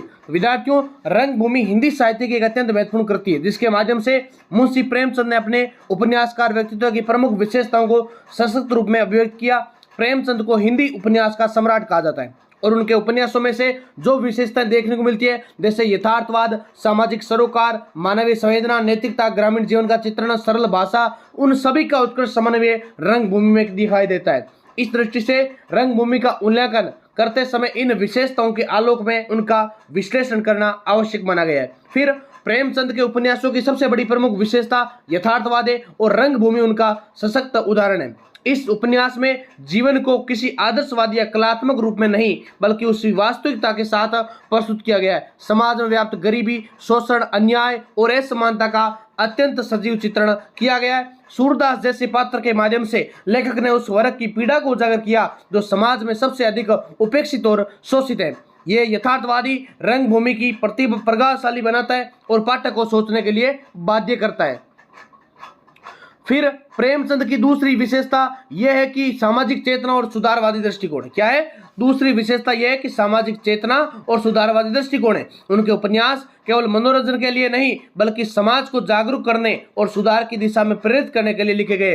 रंगभूमि में भी ये प्रवृत्ति स्पष्ट रूप से दिखाई देती है, और उपन्यास में औद्योगिकीकरण के नाम पर किसानों की जमीन छीनने की समस्या, पूंजीपतियों द्वारा शोषण और प्रशासन की अन्यायपूर्ण नीतियों का चित्रण किया गया है। इन सभी के माध्यम से प्रेमचंद ने समाज को ये संदेश दिया कि उपन्यास के विरुद्ध आवाज उठाना आवश्यक है। इसके साथ ही प्रेमचंद के उपन्यासों में मानवीय संवेदना और करुणा का विशेष स्थान है। रंगभूमि में और सूरदास का चरित्र इस संवेदना का प्रतीक है कि वह अंधा होने के बावजूद उस नैतिक मूल्यों का पालन करता है और दूसरों के दुख को समझता है। उसकी करुणा, सहानुभूति उसे एक महान पात्र बनाती है। प्रेमचंद ने इस पात्र के माध्यम से यह दिखाया है कि सच्ची महानता बाहरी साधनों में नहीं होती विद्यार्थियों, बल्कि आंतरिक गुणों में होती है। आपको भी पता होना चाहिए, मैं बाहर से अगर कुछ भी हूं, अगर मेरे अंदर हृदय के अंदर अगर देश के प्रति भाव नहीं है या किसी व्यक्ति के प्रति भाव नहीं है, तो किसी काम का नहीं है। तो इसलिए आंतरिक जो गुण होता है वो सबसे इंपॉर्टेंट माने जाते हैं, चाहे बाहर से आप कुछ भी दिखते हो या आपका कैसा भी भाव दिखता हो। फिर प्रेमचंद की एक अन्य विशेषता ग्रामीण जीवन का सजीव चित्रण भी है। रंगभूमि में ग्रामीण समाज की वास्तविकता और स्थिति को अत्यंत प्रभावशाली ढंग से प्रस्तुत किया गया है। किसानों की समस्याएं, उनकी गरीबी, उनकी असहायता और उनके संघर्ष, इन सभी का चित्रण बहुत ही यथार्थ और मार्मिक है। यह चित्रण न केवल उस समय की समाज को दर्शाता है, बल्कि आज भी प्रासंगिक प्रतीत होता है। प्रेमचंद के उपन्यासों से नैतिकता और आदर्शवाद का महत्वपूर्ण स्थान है। यद्यपि वे यथार्थवादी लेखक हैं, फिर भी उनके पात्रों में नैतिक मूल्यों की प्रधानता होती है। रंगभूमि में सूरदास का चरित्र सत्य, अहिंसा और न्याय के आदर्शों का प्रतिनिधित्व करता है। उनका संघर्ष केवल व्यक्तिगत हित के लिए नहीं, बल्कि समाज के हित के लिए होता है। यह आदर्शवाद पाठक को प्रेरणा देता है और उसे नैतिक मूल्यों के महत्व का बोध कराता है। भाषा और शैली की दृष्टि से रंगभूमि प्रेमचंद की विशेषताओं को पूर्ण रूप से प्रतिबिंबित करता है, और उनकी भाषा सहज, सरल सरल और जन सामान्य के निकट मानी जाती है। उन्होंने ऐसी भाषा का प्रयोग किया जिसे हर वर्ग का पाठक आसानी से समझ सके। साथ ही उनकी वर्णनात्मक शैली होने के साथ साथ संवादात्मक भी मानी जाती है। कथा को जीवंत बनाती है। संवादों के माध्यम से पात्रों के विचार भावनाएं प्रभावशाली ढंग से व्यक्त होती है। प्रेमचंद के उपन्यासों में पात्र चित्रण भी अत्यंत सशक्त माना जाता है और रंगभूमि में उनका उत्कृष्ट उदाहरण देखने को मिलता है। यहाँ केवल नायक की नहीं बल्कि अन्य पात्रों के भी अपने अपने ढंग से महत्वपूर्ण है। प्रत्येक पात्र समाज के किसी न किसी वर्ग का प्रतिनिधित्व करता है और अपने चरित्र के माध्यम से सामाजिक यथार्थ को उजागर करता है। फिर इसके अतिरिक्त प्रेमचंद ने उपन्यासों में सामाजिक संघर्ष और वर्ग संघर्ष का चित्रण भी प्रमुख रूप से मिलता है। रंगभूमि में ये संघर्ष स्पष्ट रूप से दिखाई देता है, जहां एक और पूंजीपत और सत्ता समर्थक वर्ग माना जाता है, वहीं दूसरी ओर गरीब और शोषित जनता मानी गई है। ये संघर्ष केवल आर्थिक नहीं बल्कि नैतिक और मानवीय मूल्यों का संघर्ष है। हालांकि आलोचनात्मक दृष्टि से देखा जाए तो रंगभूमि में कुछ सीमाएं भी दिखाई देती है, जैसे उपन्यास आकार अपेक्षाकृत बड़ा होता है जिसके कारण कहीं कहीं कथा का प्रवाह धीमा हो जाता है। साथ ही कुछ स्थानों पर उपदेशात्मक भी अधिक प्रतीत होते हैं। फिर भी ये सीमाएं उसकी समग्र प्रभावशीलता को कम नहीं करती। अंततः कहा जा सकता है कि रंगभूमि मुंशी प्रेमचंद के उपन्यासकार व्यक्तित्व का एक उत्कृष्ट उदाहरण है। विद्यार्थियों, इसमें सभी प्रमुख विशेषताएं यथार्थवाद, सामाजिक चेतना, मानवीय संवेदना, नैतिकता, ग्रामीण जीवन का चित्रण और सरल भाषा स्पष्ट रूप से दिखाई देती है। ये उपन्यास न केवल अपने समय की समस्याओं को उजागर करता है बल्कि आज के समाज के लिए अत्यंत प्रासंगिक संदेश देता है। विद्यार्थियों, इस प्रकार रंगभूमि का मूल्यांकन करते हुए कहा जा सकता है कि प्रेमचंद के उपन्यास साहित्य की एक महत्वपूर्ण कृति है और उनकी साहित्यिक दृष्टि और सामाजिक प्रतिबद्धता का सशक्त प्रमाण दिखाई देता है। अगला नेक्स्ट आपके लिए 6 नंबर क्वेश्चन है, रंगभूमि के नायक सूरदास का चरित्र चित्रण कीजिए और उसे भारतीय समाज का प्रतिनिधि पात्र सिद्ध कीजिए। तो ये क्वेश्चन भी रंगभूमि का है, तो इसको आप थोड़ा सा देख लेना, बाकी मैं आपको शॉर्टली बता देता हूँ। यानी रंगभूमि हिंदी साहित्य की महान कृतियों में से एक है जिसमें मुंशी प्रेमचंद ने भारतीय समाज की जटिलताओं, संघर्षों और मानवीय मूल्यों का अत्यंत मार्मिक चित्रण किया है। इस उपन्यास को केंद्र बिंदु उसका नायक सूरदास है, जो बाह्य रूप से एक साधारण अंधा और गरीब भिखारी प्रतीत होता है, किंतु वास्तव में यानी जो मैंने आपको देखो 3 क्वेश्चन करा दिया, यानी चौथा, 5 और 6 तीनों क्वेश्चन आपके एक यूनिट में से आ रहे हैं, यानी रंगभूमि से। तो सोच के चलो कि आपका पूरा का पूरा सिलेबस कवर हो लेना, यानी क्वेश्चन आप कुछ भी आ जाए, बस आपने ये क्लास लगा रखी है ना, आपके गलत नहीं होगा, आपके पेपर में अच्छे अंक आएंगे, ये मेरा वादा है आपसे। फिर किंतु वास्तव में वे अत्यंत उच्च नैतिक मूल्यों, आत्मबल और मानवीय संवेदनाओं से युक्त एक महान चरित्र है। सूरदास केवल एक व्यक्ति नहीं बल्कि आत्मीय भारतीय समाज के उस वर्ग का प्रतिनिधि है जो शोषित, पीड़ित और उपेक्षित होते हुए भी अपने नैतिक आदर्शों पर अडिग रहता है। सूरदास का चरित्र अत्यंत सरल और सहज है। वे अंधा है, भिखारी है, समाज के निम्नतम वर्ग में संबंधित है, फिर भी उनके भीतर आत्मसम्मान, आत्मगौरव की भावना विद्यमान है। वे अपनी परिस्थितियों को से समझौता नहीं करता है बल्कि उनके विरुद्ध संघर्ष करता है और उसकी गरीबी और शारीरिक दुर्बलता उसके आत्मबल को कमजोर नहीं करती बल्कि उसे और अधिक दृढ़ बनाती है। इस दृष्टि से सूरदास एक अत्यंत सशक्त और प्रेरणादायक चरित्र बन जाता है। सूरदास की सबसे बड़ी विशेषता उसकी नैतिकता पर और सत्यनिष्ठता है। वह किसी भी परिस्थिति में अपने सिद्धांतों से समझौता नहीं करता। उसके लिए सत्य, न्याय, धर्म सर्वोपरि है। जब उसकी जमीन को छीनने का प्रयास किया जाता है तब उसका विरोध करता है, लेकिन वह हिंसा का मार्ग नहीं अपनाता। उसका ये सिद्धांत बहुत ही महत्वपूर्ण है, सादा अच्छा माना जाता है, यानी संघर्ष क्या है, अहिंसात्मक है। उसे एक आदर्शवादी पात्र बनाता है और गांधीवादी विचारधारा का प्रतीक भी माना जाता है। फिर सूरदास के चरित्र में मानवीय संवेदना और करुणा भी अत्यंत प्रबल है। ये पॉइंट याद होना चाहिए कि सूरदास के जीवन में मानवीय संवेदना और करुणा अत्यंत प्रबल है। वे केवल अपने दुखों तक सीमित नहीं रहता बल्कि दूसरों के दुख को भी समझता है और उसके प्रति सहानुभूति रखता है। वे समाज के अन्य पीड़ित लोगों के साथ स्वयं को जोड़कर देखता है। इस प्रकार वे केवल एक व्यक्ति नहीं बल्कि संपूर्ण मानवता का प्रतिनिधि बन जाता है। सूरदास का एक महत्वपूर्ण गुण उसका आत्मसंघर्ष और धैर्य है। वे अनेक कठिनाइयों और अन्यायपूर्ण परिस्थितियों का सामना करता है लेकिन कभी हार नहीं मानता। उसका जीवन संघर्षों से परिपूर्ण भरा हुआ है, फिर भी वह निराश नहीं होता। उसका यह संघर्ष केवल व्यक्तिगत नहीं बल्कि सामाजिक भी है, जिसमें वह अन्याय के विरुद्ध आवाज उठाता है। वे गुण उसे एक महान नायक के रूप में स्थापित करते हैं। विद्यार्थियों, सूरदास का चरित्र आध्यात्मिक और आंतरिक शक्ति से भी परिपूर्ण है, क्योंकि उसकी दृष्टि भले ही बाहरी संसार को देख नहीं सके परंतु उसकी आंतरिक दृष्टि अत्यंत प्रखर है। वह जीवन के गहरे सत्य को समझता है और अपने आचरण को उसे उतारता है। उसकी ये आंतरिक दृष्टि उसे अन्य पात्रों से श्रेष्ठ बनाती है। विद्यार्थियों, अब यदि हम सिद्ध करना चाहते हैं तो सूरदास भारतीय समाज का प्रतिनिधि पात्र है, तो उसके लिए कई आधार स्पष्ट करने के सामने आते हैं। सबसे पहले सूरदास समाज के उस वर्ग का प्रतिनिधि करता है जो आर्थिक रूप से कमजोर, सामाजिक रूप से उपेक्षित और भारत में सदियों से एक बड़ा वर्ग ऐसा रहा है जो गरीबी, शोषण और अन्याय का शिकार रहा है। दूसरा, सूरदास दूसरी वर्ग का प्रतीक है।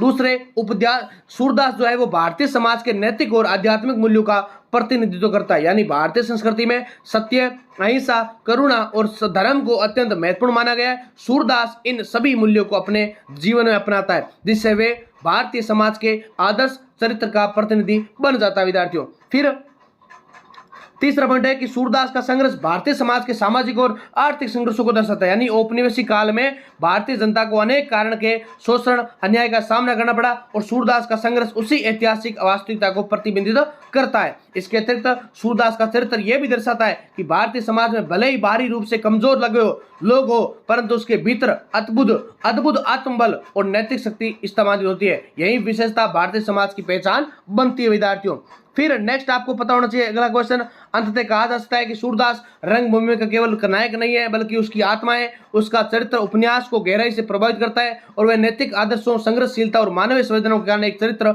बन जाता है। अगला क्वेश्चन है त्याग पत्र का। त्याग पत्र जो आपके उपन्यास दे रखा है, त्याग पत्र में मनोवैज्ञानिक तत्वों का विश्लेषण कीजिए और ये उपन्यास आधुनिक मनोविश्लेषणात्मक धारा का प्रतिनिधि कैसे इस कथन को अपने को स्पष्ट करना है। तो विद्यार्थियों, त्याग पत्र हिंदी उपन्यास साहित्य की एक महत्वपूर्ण कृति है, जिसमें जैनेन्द्र कुमार ने मानव मन की जटिलताओं, आंतरिक द्वंद्व और व्यक्तित्व के सूक्ष्म पक्षों का गहन अध्ययन करके विशेष प्रस्तुत किया है। ये उपन्यास बाह्य घटनाओं की अपेक्षा पात्रों के अंतर्मन में चलने वाले प्रक्रियाओं का अधिक केंद्र है, इसलिए इसे हिंदी साहित्य की मनोविश्लेषणात्मक धारा का प्रतिनिधि उपन्यास माना जाता है। त्याग पत्र की सबसे प्रमुख विशेषता उसका मनोवैज्ञानिक दृष्टिकोण है। क्या है? मनोवैज्ञानिक दृष्टिकोण है। इसमें घटनाएं कम है, लेकिन पात्रों के मन में चलने वाले विचारों, भावनाओं का द्वंद्व विस्तार से चित्रण किया जाता है। उपन्यास की नायिका मृणाल के माध्यम से लेखक ने स्त्री मन की गहराइयों को अत्यंत सूक्ष्मता से प्रस्तुत किया है। मृणाल का जीवन बाहरी संघर्षों से अधिक आंतरिक संघर्षों से भरा हुआ है और जो इसे इस उपन्यास को स्पष्ट और विशिष्ट बनाता है। नेक्स्ट पॉइंट क्या है कि उपन्यास के मृणाल के चरित्र में आत्म संघर्ष प्रमुख रूप से दिखाई देता है और वह समाज की परंपराओं, नैतिक बंधनों और अपनी व्यक्तिगत इच्छाओं के बीच लगातार संघर्ष करती है। और एक और वह सामाजिक मर्यादाओं का पालन करना चाहती है और तो दूसरी ओर उसकी आत्मा स्वतंत्रता और आत्मसम्मान की मांग करती है। यही द्वंद्व उसके व्यक्तित्व को जटिल और गहन बनाता है। उपन्यास में व्यक्तिवाद का भी स्पष्ट प्रभाव दिखाई देता है। मृणाल समाज के बनाए हुए नियमों को अंधाधुंध स्वीकार तो नहीं करती, बल्कि अपने विचारों और भावनाओं के आधार पर निर्णय लेना पसंद करती है।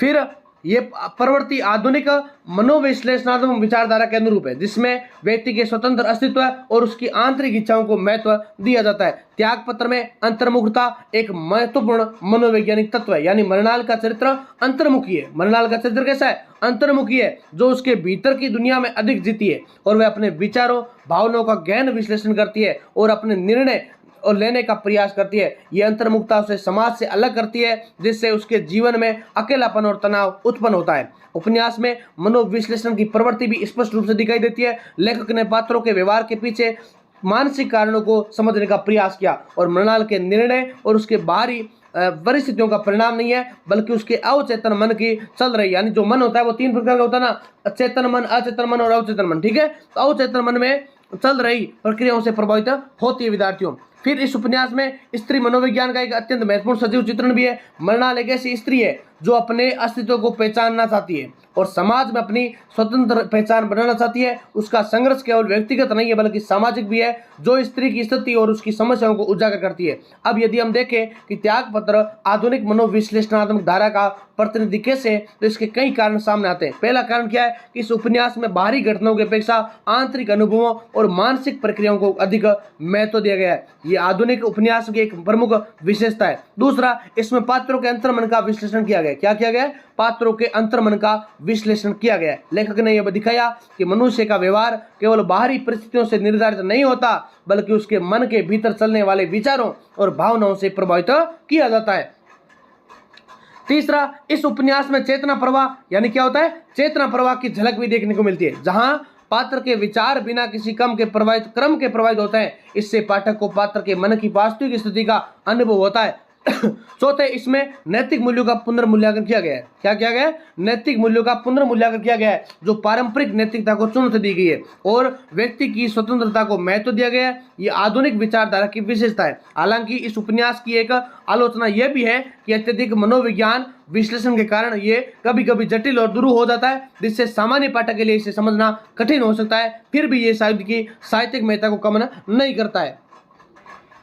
नेक्स्ट आपके लिए क्वेश्चन है कि जैनेंद्र कुमार के उपन्यासों की विशेषताओं के आधार पर त्यागपत्र का मूल्यांकन कीजिए।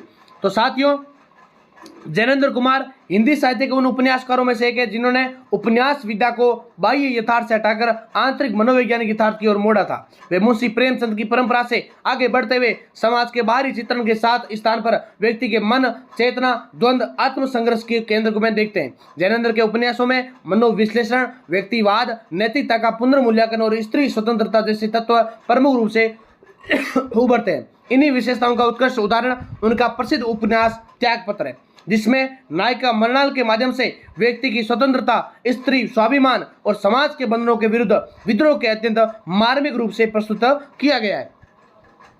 फिर पहला पॉइंट है मनोवैज्ञानिकता। क्या है मनोवैज्ञानिकता? तो जैनेंद्र कुमार के उपन्यासों की सबसे प्रमुख विशेषता मनोवैज्ञानिक विश्लेषण है। त्यागपत्र में यह तत्व अत्यंत गहराई के स्थान पर दिखाई देता है, क्योंकि इस उपन्यास में घटनाओं का बाहरी विस्तार कम है, जबकि नायिका मृणाल के अंतर्मन का विश्लेषण अधिक महत्वपूर्ण है। वे अपने जीवन के प्रत्येक निर्णय को केवल सामाजिक मान्यताओं के आधार पर नहीं, बल्कि अपनी आत्मिक चेतना के आधार पर लेती है। मृणाल का विवाह, उसका असंतोष, उसका आत्मसंघर्ष, ये सभी घटनाएं बाहरी रूप से असाधारण प्रतीत होती है, लेकिन लेखक उन्हें गहन मनोवैज्ञानिक दृष्टि से प्रस्तुत करता है। इस प्रकार त्यागपत्र में कथानक से अधिक चरित्रों के मानसिक द्वंद पर बल दिया जाता है, जो जैनेंद्र की शैली की प्रमुख विशेषता मानी भी जाती है। फिर उसके साथ दूसरा पॉइंट है व्यक्तिवाद। क्या है व्यक्तिवाद? तो जैनेंद्र के उपन्यासों में व्यक्ति को समाज से अधिक महत्व दिया गया है। त्यागपत्र में मृणाल एक ऐसी स्त्री है जो समाज के नियमों से उठकर अपनी स्वतंत्र पहचान बनाना चाहती है। यह केवल वेतनी या बहू के रूप में नहीं जीना चाहती, बल्कि एक स्वतंत्र व्यक्तित्व के रूप में स्वयं को स्थापित करना चाहती है। मृणाल का यह दृष्टिकोण उस समय के समाज के लिए विद्रोहात्मक था, क्योंकि उस समय की स्त्री से अपेक्षा की जाती थी कि वे अपने परिवार के नियमों के अनुसार जीवन व्यतीत करे। इस प्रकार त्यागपत्र जैनेंद्र के व्यक्तिवादी दृष्टिकोण को दर्शाता है, जहां व्यक्ति की आंतरिक स्वतंत्रता सर्वोपरि है। तीसरा पॉइंट है स्त्री चेतना और नारीवाद। कैसे? तो जैनेंद्र कुमार के उपन्यासों में स्त्री पात्रों को अत्यंत सशक्त रूप प्रदान किया गया है। त्यागपत्र की नायिका मृणाल इसका सर्वोत्तम उदाहरण है। मृणाल अब केवल एक पारंपरिक स्त्री नहीं रही है, बल्कि वे अपने अधिकारों और आत्मसम्मान के लिए संघर्ष करती है। वे विवाह व्यवस्था को चुनौती देती है और ये दिखाती है यदि विवाह में प्रेम और सम्मान नहीं है तो उसका कोई भी अर्थ नहीं है। यदि स्त्री उपन्यास के आत्मनिर्णय के अधिकार को स्थापित करता है, तो मृणाल का त्यागपत्र केवल एक व्यक्तिगत निर्णय नहीं, बल्कि उस समय के पितृसत्तात्मक समाज के विरुद्ध एक प्रतीकात्मक विद्रोह माना जाता है। फिर चौथा पॉइंट है नैतिकता का पुनर्मूल्यांकन। जैनेंद्र कुमार परंपरागत नैतिकता को चुनौती देते हैं और उसे नए दृष्टिकोण से देखते हैं। त्यागपत्र में भी यह प्रवृत्ति स्पष्ट रूप से दिखाई देती है। समाज मृणाल के निर्णय को गलत मानता है, लेकिन लेखक यह समझा दिखाता है कि सच्ची नैतिकता व्यक्ति की आत्मा से उत्पन्न होती है और न कि समाज द्वारा थोपी गई मान्यताओं से। फिर इस प्रकार उपन्यास में नैतिकता को एक व्यक्तिगत अनुभव के रूप में प्रस्तुत किया गया है, जो जैनेंद्र की प्रमुख विशेषता है। पांचों पॉइंट है कथानक की सरलता और आंतरिकता। यानी जैनेंद्र के उपन्यासों में कथानक बहुत जटिल नहीं हुआ, बल्कि वह सरल और सीमित घटनाओं पर आधारित होता है। त्यागपत्र में भी कथानक अत्यंत सरल है। मृणाल का विवाह, उसका असंतोष और अंततः उसका त्यागपत्र। लेकिन इस सरल कथानक के भीतर लेखक ने मानव मन की जटिलताओं को अत्यंत गहराई से प्रस्तुत किया है। इस प्रकार ये उपन्यास ये सिद्ध करता है कि जैनेंद्र के लिए घटनाएं नहीं, बल्कि भावनाएं और विचार अधिक महत्वपूर्ण है। उसके बाद विद्यार्थियों छठा पॉइंट है संवाद शैली और आत्मकथात्मकता। यानी जैनेंद्र के प्रयासों में संवाद शैली अत्यंत प्रभावशाली और स्वाभाविक होती है। त्यागपत्र में भी संवादों के माध्यम से पात्रों के मनोभावों को व्यक्त किया जाता है। इसके साथ ही उपन्यास में आत्मकथात्मकता शैली का प्रभाव होता है। जहां पात्र अपने अनुभवों और भावनाओं को सीधे व्यक्त करते हैं। यह शैली पाठक को पात्र के साथ जोड़ती है और उसे उसके मनोविश्व में प्रवेश करने का अवसर देती है। 7वां पॉइंट क्या है? प्रतीकात्मकता। प्रतीकात्मकता में यही है कि त्याग पत्र में अपने अन्य स्थानों पर प्रतीकात्मकता का प्रयोग होता है। यानी मृणाल का त्याग पत्र केवल नौकरी या संबंध का त्याग नहीं है, बल्कि उसे ये समाज के बंधनों, परंपराओं और अन्यायपूर्ण नियमों को त्याग करने में मदद करता है।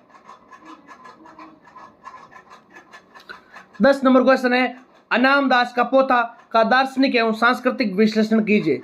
तो विद्यार्थियों, हजारी प्रसाद द्विवेदी हिंदी साहित्य के महान निबंधकार, आलोचक और उपन्यासकार है, जिन्होंने भारतीय संस्कृति, दर्शन और परंपरा को आधुनिक दृष्टि से प्रस्तुत किया है। उनका उपन्यास अनाम दास का पोथा एक अद्वितीय कृति है जिसमें कथा के माध्यम से गहन दार्शनिक चिंतन और सांस्कृतिक चेतना को अभिव्यक्त किया गया है। इसको ध्यान से सुने, अच्छे से मन लगाकर सुने, क्लास को पूरा देखना। ऐसा नहीं है कि आप बीच में कट कर रहे हो, बाकी सीधा देख रहे हो। केवल क्वेश्चन देखने से आपको याद नहीं होगा। आप अगर ये मन में सोच रहे हो ना क्वेश्चन यहाँ से देख लेंगे, 1 वीक से पढ़ लेंगे, तो आपको उतना ही नुकसान उठाना पड़ेगा। इससे अच्छा तो 1 वीक ही पढ़ लो। लेकिन अगर मेरी क्लास देख रहे हो आप, तो पूरा आप विश्वास करके समर्पित होकर आप क्लास को देखो, और मैं वादा दिलाता हूं आपको 3rd सेमेस्टर के अंदर, 2nd सेमेस्टर के अंदर जिस प्रकार आपका रिजल्ट अच्छा है ना, इस बार भी आपका अच्छा ही आएगा। बस आप ट्रस्ट करोगे ना, क्योंकि विश्वास ही एक ऐसी कुंजी होती है जिसके माध्यम से व्यक्ति आगे बढ़ता है। अगर आप विश्वास कर रहे हो, अगर आपको ट्रस्ट है कि हर क्लास आपके लिए लगा रहे हैं, आप मेहनत कर रहे हैं, यानी अगर 2-2 घंटे लगातार आपके लिए बोलकर वीडियो बना रहे हैं ना विद्यार्थियों, तो कुछ मेहनत होती है। आप देखते हो ना, तभी बनाते हैं। आप चाहे 15-20 हज़ार, 30 हज़ार, चाहे 50 हज़ार, चाहे 1 लाख, चाहे 100 विद्यार्थी, कितने भी विद्यार्थी मेरी क्लास को देखे, बस उनको हेल्प होनी चाहिए, उसलिए क्लास बनाते हैं। इसलिए बोलता हूँ, समर्पित भाव होकर आप वीडियो को सुना करें, ध्यान से अच्छे से क्लास में देखा करें। हम चाहे तो अलग अलग प्रकार से बना सकते हैं, लेकिन जितना आपके लिए शॉर्टली बनाना चाहे ना, वही बना रहे विद्यार्थियों। फिर ये जो अनाम दास का पोथा है ना, ये केवल उपन्यास नहीं है, एक कहानी नहीं है। यानी उपन्यास केवल एक कहानी नहीं है, बल्कि भारतीय जीवन दर्शन, आध्यात्मिकता और सांस्कृतिक मूल्यों की खोज का एक महत्वपूर्ण साहित्यिक दस्तावेज भी है। इसकी अगर कृति का स्वरूप या विषय वस्तु को अगर ध्यान से देखें, तो अनाम दास का पोथा एक प्रतीकात्मक और दार्शनिक उपन्यास है। इसमें कथा का बाहरी ढांचा अत्यंत सरल है, लेकिन उसके भीतर गहरे दार्शनिक और सांस्कृतिक संकेत निहित होते हैं। फिर बात करते हैं, पोथा यहाँ ज्ञान, अनुभव और जीवन के सत्य का प्रतीक है। पोथा यहाँ क्या है? ज्ञान, अनुभव, जीवन के सत्य का प्रतीक है। जबकि अनाम दास एक ऐसे साधक का प्रतिनिधि करता है जो सत्य और आत्मज्ञान की खोज में लगा हुआ है। भाग पहला इसका दार्शनिक विश्लेषण देख लेते हैं। तो दूसरा पॉइंट है आत्मज्ञान और सत्य की खोज, यानी इस उपन्यास का मूल आधार आत्मज्ञान की प्राप्ति है। अनाम दास का चरित्र उस व्यक्ति का प्रतीक है जो बाहरी संसार की उपेक्षा आंतरिक सत्य की खोज करता है। ये विचार भारतीय दर्शन, विशेषकर उपनिषदों और वेदांत दर्शन से प्रभावित है, जहां कहा गया है कि सच्चा ज्ञान बाहर नहीं बल्कि स्वयं के भीतर होता है, अंतर मन में होता है। वही होता है क्या? सच्चा ज्ञान होता है विद्यार्थियों। फिर तीसरा पॉइंट है अद्वैत और एकत्व की भावना। अद्वैत और एकत्व की भावना, तो उपन्यास में अद्वैत की भावना स्पष्ट दिखाई देती है, क्योंकि यहाँ व्यक्ति और ब्रह्मा, जीव और जगत के बीच किसी प्रकार का भेद नहीं माना गया, बल्कि सभी को एक ही सार्वभौमिक चेतना का भाग बताया जाता है। ये विचार आदि शंकराचार्य के अद्वैत वेदांत से मेल खाता है। चौथा पॉइंट है माया और संसार की अस्थिरता। माया और संसार की अस्थिरता, यानी अनाम दास का पोथा संसार को माया और अस्थायी बताया गया। जीवन की भौतिक वस्तुएं सुख दुख स्थायी नहीं है, इसलिए उनसे मोह रखना व्यर्थ है। यह दृष्टिकोण व्यक्ति को वैराग्य और आत्मचिंतन की ओर प्रेरित करता है। ज्ञान बनाम अज्ञान। अगला पॉइंट क्या है? ज्ञान बनाम अज्ञान। जिसने भी अभी तक एसपी क्लासेस को सब्सक्राइब नहीं किया, जल्दी से आप सब्सक्राइब कर दीजिए। ज्ञान बनाम अज्ञान में तो उपन्यास में ज्ञान और अज्ञान के बीच अंतर स्पष्ट दिखाया गया है। ये केवल पुस्तकी ज्ञान नहीं है, यानी जो ज्ञान है केवल वो पुस्तकी ज्ञान नहीं है, बल्कि अनुभवजन्य और आत्मानुभूति पर आधारित है। पोथा का वास्तविक अर्थ क्या है? ज्ञान केवल पढ़ने से नहीं आता, बल्कि जीवन में अनुभव करने से आता है। अगर आपको मैं पढ़ा रहा हूँ, ध्यान से अगर सुन रहे हो, अच्छे से मन में लगा रहे हो, आपको जीवन में कुछ महसूस हो रहा है ना, तभी वो आपकी ज्ञान काम आएगा। फिर छठा पॉइंट है मानवतावाद और करुणा। मानवतावाद और करुणा, इसका पहला पॉइंट क्या है? तो इस कृति में मानवतावाद की भावना प्रमुख होती है। लेखक ये संदेश देते हैं कि सच्चा धर्म और ज्ञान वही है जिसमें मानवता, प्रेम और करुणा का समावेश हो। यह दृष्टिकोण भारतीय संत परंपरा जैसे कबीर, नानक आदि से प्रेरित होते हैं। दूसरा भाग है सांस्कृतिक विश्लेषण। इसके अंदर 7वां पॉइंट है भारतीय सांस्कृतिक परंपरा का चित्रण, यानी अनाम दास का पोथा भारतीय संस्कृति की गहरी जड़ों को प्रभावित करता है। इसमें भारतीय जीवन के मूल तत्व धर्म, दर्शन, आध्यात्मिकता और नैतिकता का समन्वय दिखाई देता है। यह कृति भारतीय संस्कृति को केवल अतीत के रूप में नहीं, बल्कि एक जीवंत और गतिशील परंपरा के रूप में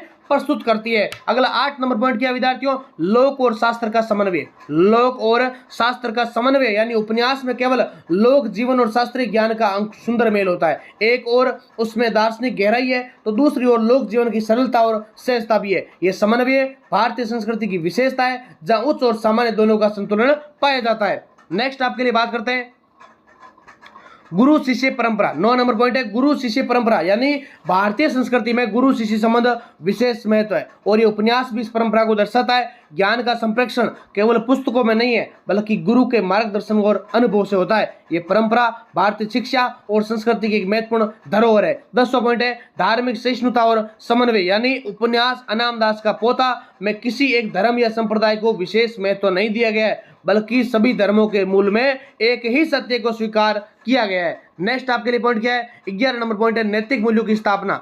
तो इस उपन्यास में सत्य, अहिंसा, करुणा और प्रेम जैसे नैतिक मूल्यों पर विशेष बल दिया गया है। लेखक ये समझ सकते हैं कि उसका जीवन, सच्चा जीवन वही है जिसमें नैतिकता और आध्यात्मिकता का संतुलन हो। 12 नंबर पॉइंट है प्रतीकात्मकता और सांस्कृतिक संकेत। जिसने ये पॉइंट समझ लिए, ध्यान से अगर एक पॉइंट को समझ लेना, उसका क्वेश्चन अच्छे होंगे और नंबर भी अच्छे आएंगे। आपके बैक और ये फेल वाला तो समस्या खत्म हो जाएगी। तो पोथा एक स्वयं में एक प्रतीक है, यह केवल पुस्तक नहीं बल्कि जीवन का सार और अनुभव का संग्रह है। अनामदास एक साधक का प्रतीक है जो भारतीय संस्कृति के उस व्यक्ति को दर्शाता है जो सत्य और आत्मज्ञान की खोज में निरंतर प्रयास रहता है। विद्यार्थियों, प्रश्न संख्या 11, हजारी प्रसाद द्विवेदी के उपन्यास लेखन की विशेषताओं का वर्णन करते हुए अनामदास का पोथा अपने शब्दों में लिखो। अब देखो आपको क्या करना है, इसको तो उपन्यास को अपने याद करना है, यानी इसको अच्छे से समझना है। बाकी पेपर में आप अपने जितना ज्यादा शब्दों में लिखोगे ना, आपके उतने ज्यादा नंबर अच्छे आएंगे। आप पॉइंट्स बना के लिखोगे तो और भी ज्यादा नंबर अच्छे आने के चांस रहते हैं। तो 20 नंबर वाला क्वेश्चन आता है या 15 नंबर का, 10 नंबर का, कोई भी आता है तो आप उस प्रकार से लिख सकते हैं। हजारी प्रसाद द्विवेदी हिंदी साहित्य के प्रमुख निबंधकार, आलोचक और उपन्यासकार थे। उन्होंने अपने उपन्यासों में भारतीय संस्कृति, इतिहास, दर्शन और मानवीय मूल्यों का अद्भुत समन्वय प्रस्तुत किया। उनके उपन्यास केवल कथा विन्यास तक सीमित नहीं होते बल्कि वे गहरे दार्शनिक चिंतन, सांस्कृतिक पुनरावलोकन और मानव जीवन की जटिलता को भी अभिव्यक्त करते हैं। यानी कि उनकी प्रमुख कृतियों में बाणभट्ट की आत्मकथा, चारू, चंद्रलेख और अनामदास का पोथा विशेष रूप से उल्लेखनीय है। इसमें अनामदास का पोथा एक अद्वितीय दार्शनिक उपन्यास है जो मानव जीवन, सत्य, आत्मज्ञान की संस्कृति की खोज को केंद्र में रखता है। फिर हिंदी जो प्रसिद्ध उपन्यास लेखन की विशेषता, यानी हजारी प्रसाद द्विवेदी जी के उपन्यास लेखन की विशेषता क्या है। पहला पॉइंट है दार्शनिकता और आध्यात्मिक दृष्टि, यानी द्विवेदी जी के उपन्यासों में गहरी दार्शनिकता देखने को मिलती है। वे केवल मनोरंजन के लिए नहीं लिखते बल्कि जीवन के गूढ़ प्रश्नों जैसे सत्य क्या है, आत्मा क्या है, जीवन का उद्देश्य क्या है, इन सब पर चिंतन करते हैं। अनामदास का पोथा में ये स्पष्ट विशेषता दिखाई देती है कि जहां नायक सत्य की खोज में भटकता है, वहीं दूसरी बात करें भारतीय संस्कृति और परंपरा का समावेश, यानी उनकी रचनाओं में भारतीय संस्कृति, धर्म, पुराण और परंपराओं का गहरा प्रभाव है। वे भारतीय जीवन मूल्यों को आधुनिक संदर्भ में प्रस्तुत करते हैं। उनका उद्देश्य अतीत को केवल याद करना नहीं बल्कि उसे सीख लेकर वर्तमान को दिशा देना है। तीसरा पॉइंट है इतिहास और कल्पना का समन्वय। तो द्विवेदी जी ऐतिहासिक तथ्यों को कल्पना के साथ जोड़कर एक नया साहित्यिक रूप देते हैं। उनके उपन्यासों में इतिहास जीवंत हो उठता है। हालांकि अनामदास का पोथा पूर्णतः ऐतिहासिक नहीं है लेकिन उनमें प्राचीन भारतीय जीवन की झलक मिलती है। विद्यार्थियों, फिर चौथा पॉइंट है मानवता और उदार दृष्टिकोण। मानवता और उदार दृष्टिकोण, यानी उनके साहित्य को मानवता का संदेश प्रमुख है। वे जाति, वर्ग, धर्म के भेदभाव से ऊपर उठकर मनुष्य को केंद्र में रखते हैं। उनका दृष्टिकोण उदार और समन्वयवादी है। 5वां पॉइंट है मनोवैज्ञानिक गहराई। मनोवैज्ञानिक गहराई के अंदर द्विवेदी जी अपने पात्रों के मनोभावों को सूक्ष्म चित्रण करते हैं। उनके पात्र बाहरी घटनाओं से आंतरिक संघर्षों से जुड़ते हैं। अनामदास का पोथा चरित्र उसका उत्कृष्ट उदाहरण देखने को मिलता है। छठा पॉइंट है भाषा शैली की विशेषताएं। भाषा शैली की विशेषता, यानी उनका भाषा संस्कृत निष्ठ होते हुए भी सहज और प्रवाहमयी है, यानी गूढ़ विषयों को सरल भाषा में प्रस्तुत कर देना। विद्यार्थियों, अलंकारिता और लयात्मकता, संवादों में प्रभावशीलता। 7 नंबर पॉइंट है प्रतीकात्मकता और रूपक शैली, यानी उनके उपन्यासों में प्रतीकों और उपन्यास का रूपक का व्यापक प्रयोग मिलता है। पोथा स्वयं आत्मज्ञान और अनुभव का प्रतीक है जबकि अनामदास एक सामान्य मनुष्य का प्रतिनिधि करता है। विद्यार्थियों, फिर अनामदास पोथा का परिचय क्या है। तो अनाम दास का पोता एक दार्शनिक और प्रतीकात्मक उपन्यास है। इसमें कथा के माध्यम से जीवन के सत्य, आत्मज्ञान और आध्यात्मिक ज्ञान को यात्रा को प्रस्तुत किया जाता है। और ये उपन्यास किसी पारंपरिक कथा की तरह नहीं है, बल्कि ये विचारों, अनुभवों और संवादों का संग्रह जिसे पोता के रूप में प्रस्तुत किया गया है। अपने शब्दों में तो आप अच्छे से लिख सकते हैं, जैसे कि ये उपन्यास आत्मज्ञान एक साधारण व्यक्ति की है और सत्य की खोज में निकलता है। कोई महान विद्वान नहीं होता है, जिज्ञासु व्यक्ति होता है, संसार को समझने का प्रयास करता है। सत्य की खोज कैसे करता है? वो सत्य की खोज करता है कि जीवन एक यात्रा है, आत्मज्ञान और सत्य की खोज की यात्रा, यानी विभिन्न स्थानों पर जाता है, अलग अलग लोगों से मिलता है, उनके जीवन के रहस्यों को समझने का प्रयास करता है। दूसरा पॉइंट है विभिन्न पात्रों से संवाद, यानी साधु, विद्वान, सामान्य लोग, अलग अलग विचार वाले लोग मिलते हैं तो अलग अलग भावनाओं से पहलुओं को उजागर करता है। आत्मज्ञान और अनुभव मिलता है, यानी अनामदास क्या करता है? अपने भीतर ही झांकता है और अपने संदेहों, अपने भ्रमों और अपने प्रश्नों से सूझता है और धीरे धीरे से समझ में आता है कि सत्य बाहर नहीं है बल्कि उसके भीतर ही है। ज्ञान का वास्तविक ज्ञान कब होता है? उपन्यास ये बताता है कि केवल पुस्तकी ज्ञान प्राप्त नहीं है बल्कि वास्तविक ज्ञान अनुभव से आता है। पोता इसी अनुभव देने का प्रतीक होता है। अंतिम बोध क्या है इसका? अंतिम बोध यह है कि रियलाइजेशन क्या होता है? अंत में अनामदास ये समझ पाता है कि जीवन का उद्देश्य केवल प्राप्त ज्ञान नहीं होता बल्कि उसे जीना है। सत्य कोई बाहरी वस्तु नहीं बल्कि उसे एक आंतरिक अनुभूति देखने को मिलती है। फिर आप उपन्यास का आंतरिक विश्लेषण आप थोड़ा सा देख लेना। हम चलते हैं अगले क्वेश्चन की ओर। प्रश्न संख्या 12, महाभोज में लोकतंत्र की विडंबनाओं और सत्ता संघर्ष का चित्रण कीजिए। इसे समकालीन भारतीय राजनीति का दर्पण सिद्ध कीजिए। तो महाभोज हिंदी साहित्य की प्रख्यात लेखिका मनु भंडारी का एक अत्यंत महत्वपूर्ण और यथार्थवादी उपन्यास है जो भारतीय लोकतंत्र की वास्तविकताओं और उसकी विसंगतियों को तथा सत्ता की निर्मम राजनीति का उपन्यास है, गहरा चित्रण करता है। यह उपन्यास केवल एक कथा नहीं बल्कि उस सामाजिक राजनीतिक व्यवस्था का जीवंत दस्तावेज है जिसमें लोकतंत्र के आदर्श और व्यवहारिक रूप से बीच गहरी दिखाई देती है। महाभोज अपने समय की राजनीति का दर्पण होने के साथ साथ आज के समकालीन भारतीय राजनीतिक परिदृश्य को भी समान रूप से प्रतिबिंबित करता है। उपन्यास की मूल कथा एक साधारण ग्रामीण युवक भोला या भोला राम की संदिग्ध मृत्यु के इर्द गिर्द घूमती है जो धीरे धीरे एक राजनीतिक मुद्दा बन जाती है। एक आम आदमी की मौत किस प्रकार सत्ता के खेल में एक मोहरा बन जाती है, यही उपन्यास को केंद्र बिंदु देखा गया है। फिर उपन्यास में लोकतंत्र में जहां जनता सर्वोच्च मानी जाती है वहां महाभोज दिए दिखाई देता है यानी वास्तव में जनता केवल समाज चुनाव के समय महत्वपूर्ण होती है, बाकी समय तो वे अपेक्षित और शोषित होती रहती है। भोला की मृत्यु के बाद विभिन्न राजनीतिक दल, नेता और प्रशासनिक तंत्र अपने अपने स्वार्थों की पूर्ति के लिए इस घटना का प्रयोग करते हैं। इस जिससे लोकतंत्र की विडंबनाएं स्पष्ट रूप से सामने आती है। लोकतंत्र की बड़ी विडंबना इस उपन्यास में यह दिखाई देती है कि न्याय व्यवस्था निष्पक्ष नहीं रह पाती। भोला की मौत की सच्चाई को दबाने का प्रयास किया जाता है क्योंकि यह सच्चाई सत्ताधारी वर्ग के हितों के खिलाफ आ जाती है। पुलिस, प्रशासन, नेता सभी मिलकर सच्चाई को तोड़ मरोड़ कर प्रस्तुत करते हैं। यह स्थिति ये दर्शाती है कि लोकतंत्र की जिन अवस्थाओं संस्थाओं का जनता की सुरक्षा और न्याय के लिए विद्यार्थियों बनाया गया है वे सत्ता के दबाव में अपने कर्तव्यों से विमुक्त हो जाती है और न्याय की यह विफलता लोकतंत्र की मूल आत्मा पर प्रश्न चिन्ह लगाती है। दूसरी विडंबना यह भी है कि चुनावी राजनीति है। क्या है दूसरी विडंबना? चुनावी राजनीति महाभोज में एक उत्सव के रूप में नहीं बल्कि एक षड्यंत्र के रूप में सामने आता है। नेता जनता की समस्याओं का समाधान करने के बजाय केवल वोट प्राप्त करने के लिए उन्हें बहलाते फुसलाते हैं। भोला की मृत्यु को भी चुनावी मुद्दा बना दिया जाता है और विभिन्न दल इस घटना का उपयोग अपने पक्ष में जन समर्थन जुटाने के लिए करते हैं। इससे स्पष्ट होता है कि लोकतंत्र में नैतिकता और नैतिक आदर्शों का स्थान यथार्थ और अवसरवाद से लिया गया है। सत्ता संघर्ष का चित्रण इस उपन्यास का प्रमुख पक्ष है। यहाँ सत्ता केवल सेवा का माध्यम नहीं बल्कि प्रभुत्व और नियंत्रण का साधन बन जाती है। नेता क्या होता है कि चाहे वो झूठ बोलता हो, साजिश रचता हो, निर्दोष व्यक्तियों की बलि चढ़ाता हो, महाभोज में ये संघर्ष केवल विभिन्न दलों के बीच में नहीं बल्कि एक ही दल के भीतर दिखाई देता है। ये सत्ता की लालसा का एक वह रूप है जिसमें नैतिकता और मानवीय संवेदनाएं पूरी तरह समाप्त हो जाती है। फिर उपन्यास में मीडिया की भूमिका भी लोकतंत्र की विडंबना को उजागर करती है। कैसे? तो मीडिया को लोकतंत्र का क्या होता है? चौथा स्तंभ माना जाता है। मीडिया को लोकतंत्र का चौथा स्तंभ माना जाता है, लेकिन यहाँ वे भी सत्ता के प्रभाव से अछूता नहीं रहता। कुछ पत्रकार सच्चाई को सामने लाने का प्रयास करते हैं लेकिन उन्हें दबा दिया जाता है। या उनके प्रयासों को निष्प्रभावी बना दिया जाता है, जिससे ये स्पष्ट होता है कि लोकतंत्र में सूचना का प्रवाह नियंत्रण किया जाता है, जिससे जनता तक सही जानकारी नहीं पहुंच पाती। महाभोज में सामाजिक विषमता और वर्ग भेद का भी गहरा चित्रण मिलता है। भोला जैसे गरीब और निम्न वर्गीय व्यक्ति का मृत्यु मूल्य नहीं मिलता, जबकि सत्ता में बैठे लोग अपने स्वार्थों के लिए उसका प्रयोग करते हैं। यही स्थिति दर्शाती है कि लोकतंत्र में समानता का आदर्श केवल कागजों तक सीमित रह गया है। समाज के कमजोर वर्ग आज भी शोषण और अन्याय का शिकार होते हैं। ये उपन्यास ये दिखाता है किस प्रकार राजनीतिक दल जनता को जाति धर्म के आधार पर बांटते हैं और ये विभाजन सत्ता प्राप्त करने का एक आधार साधन माना गया है। नेता इस भावनाओं को भड़काकर अपने स्वार्थ सिद्ध करते हैं, जिससे समाज में वैमनस्य और अस्थिरता बढ़ती है। इस प्रकार लोकतंत्र जो एकता और समरसता का प्रतीक होता है, विभाजन और संघर्ष का माध्यम बन जाता है। महाभोज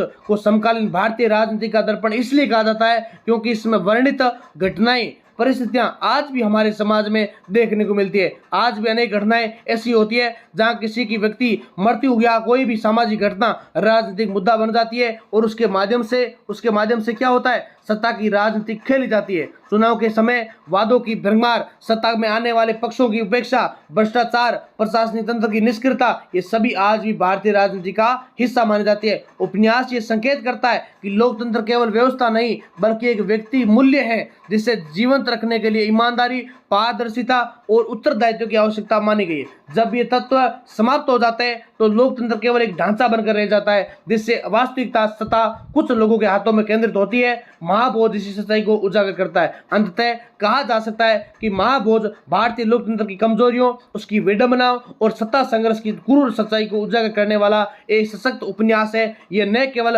अपने समय की राजनीति का चित्रण करता है बल्कि आज के समय में भी उतना प्रासंगिक है। यह हमें सोचने पर मजबूर करता है कि हमारा लोकतंत्र वास्तव में जनता के लिए है या केवल सत्ता के खेल का माध्यम बन गया है। इस प्रकार महाभोज एक दर्पण की तरह है जिसमें समकालीन भारतीय राजनीति का यथार्थ रूप स्पष्ट रूप से दिखाई देता है। साथियों, फिर अगला क्वेश्चन क्या है, महाभोज में राजनीति और सामाजिक यथार्थ का चित्रण कीजिए। यह भी क्वेश्चन बहुत अच्छा है, इसको भी ध्यान से देखना आपको।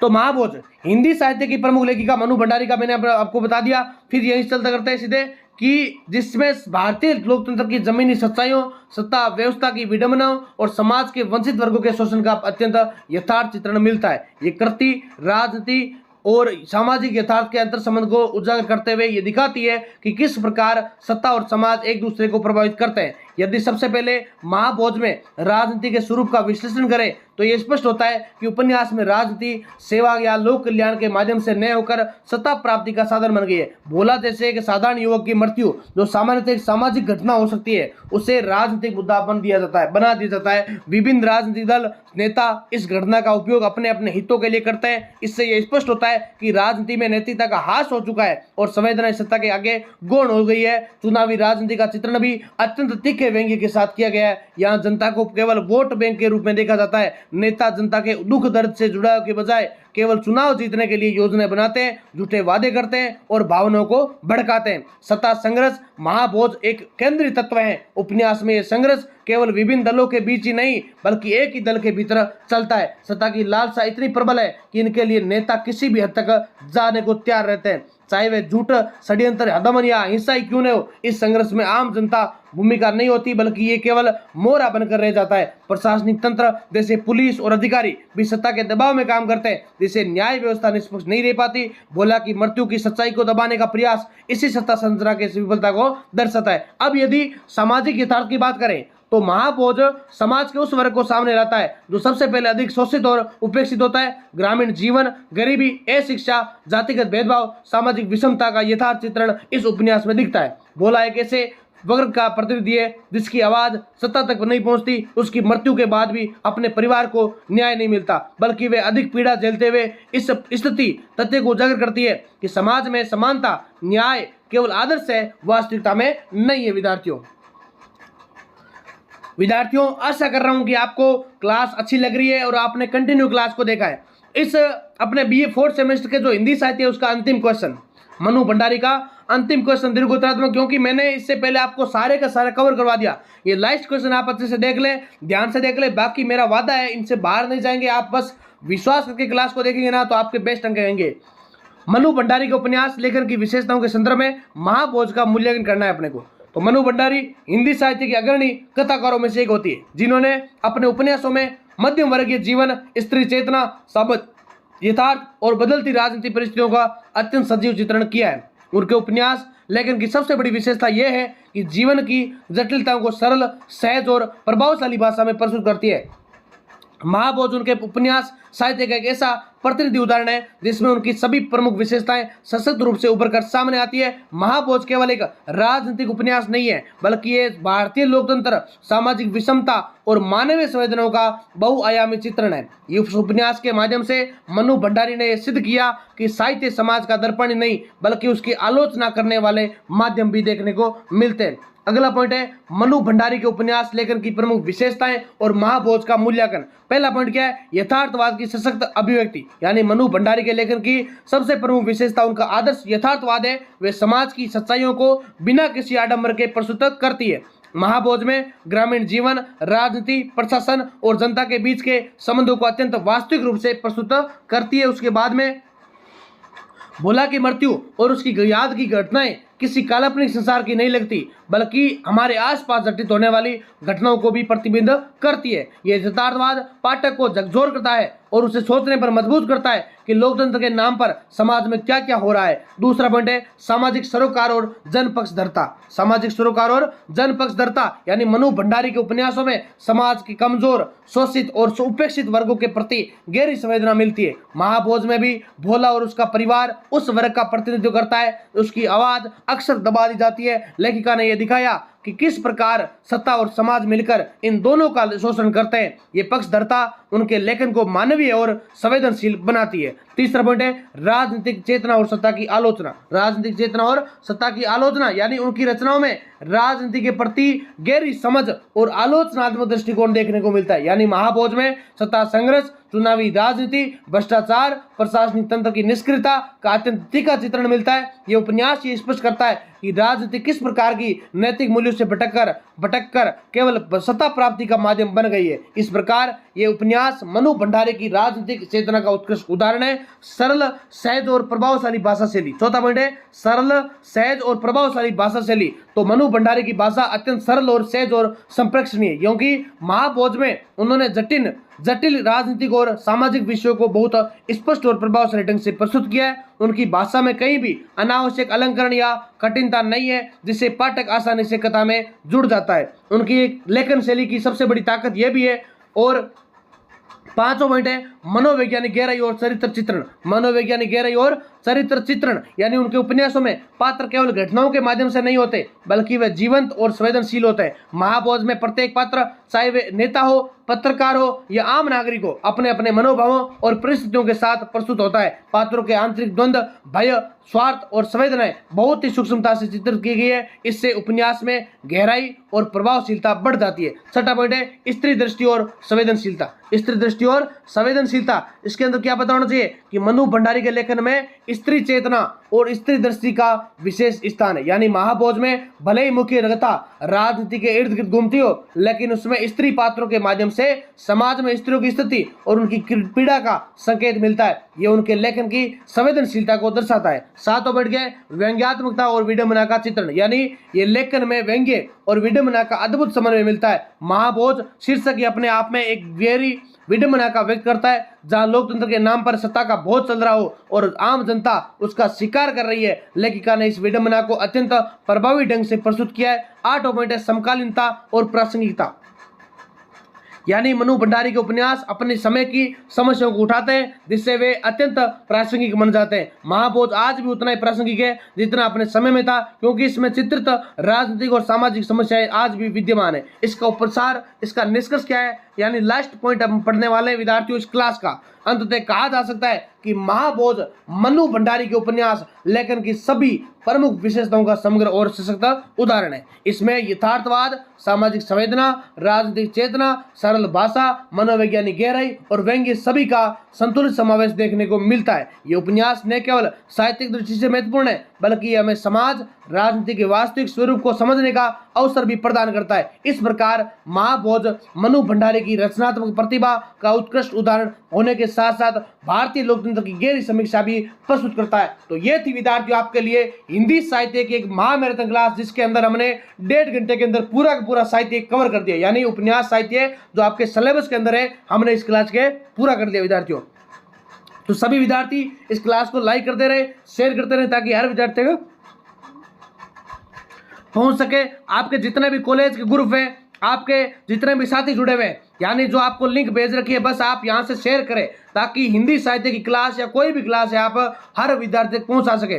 साथ में देखो अभी आपको ये चल रहा है, देखो भारतीय जन अपने जो पॉलिटिकल की क्लास है, ये देखो तो भी आपके लिए लगा रखी है, आप बैनर के माध्यम से आप सर्च करके देख सकते हैं। बाकी मैंने प्लेलिस्ट बना रखी है, ऐसा नहीं है कि आपको ढूंढने पर मिलेगी, नहीं, आपके लिए अलग ही BA 4th सेमेस्टर नाम का कोर्स बना रखा है। उसके अंदर हिंदी साहित्य, राजनीति, इतिहास या जियोग्राफी जो भी क्लास आपके लिए आने वाली है या कुछ लगा रखी है, कुछ आ जाएगी, तो आप जो अभी देख रहे हैं आपके लिए मिल जाएगी। ये जितनी भी क्लासेज है आप देखें, कंटिन्यू देखते रहें, आपका अच्छे नंबर बनेंगे, आपका अच्छा रिजल्ट आएगा, ये मेरा पूरा को पूरा विश्वास है। बाकी क्लास आपको कैसी लगी कमेंट के अंदर जरूर बताएं, बाकी अपने साथियों के साथ शेयर करें, क्योंकि कंजूसी एक मात्र भी नहीं होनी चाहिए। आप लाइक करते हो तो आपसे थोड़ा बेनिफिट, हमें सपोर्ट मिलता है। इसी के साथ जय हिंद, जय भारत, ऑल द बेस्ट। आशा करता हूँ आपका पेपर बहुत ही ज़्यादा अच्छा और बेस्ट होने वाला है।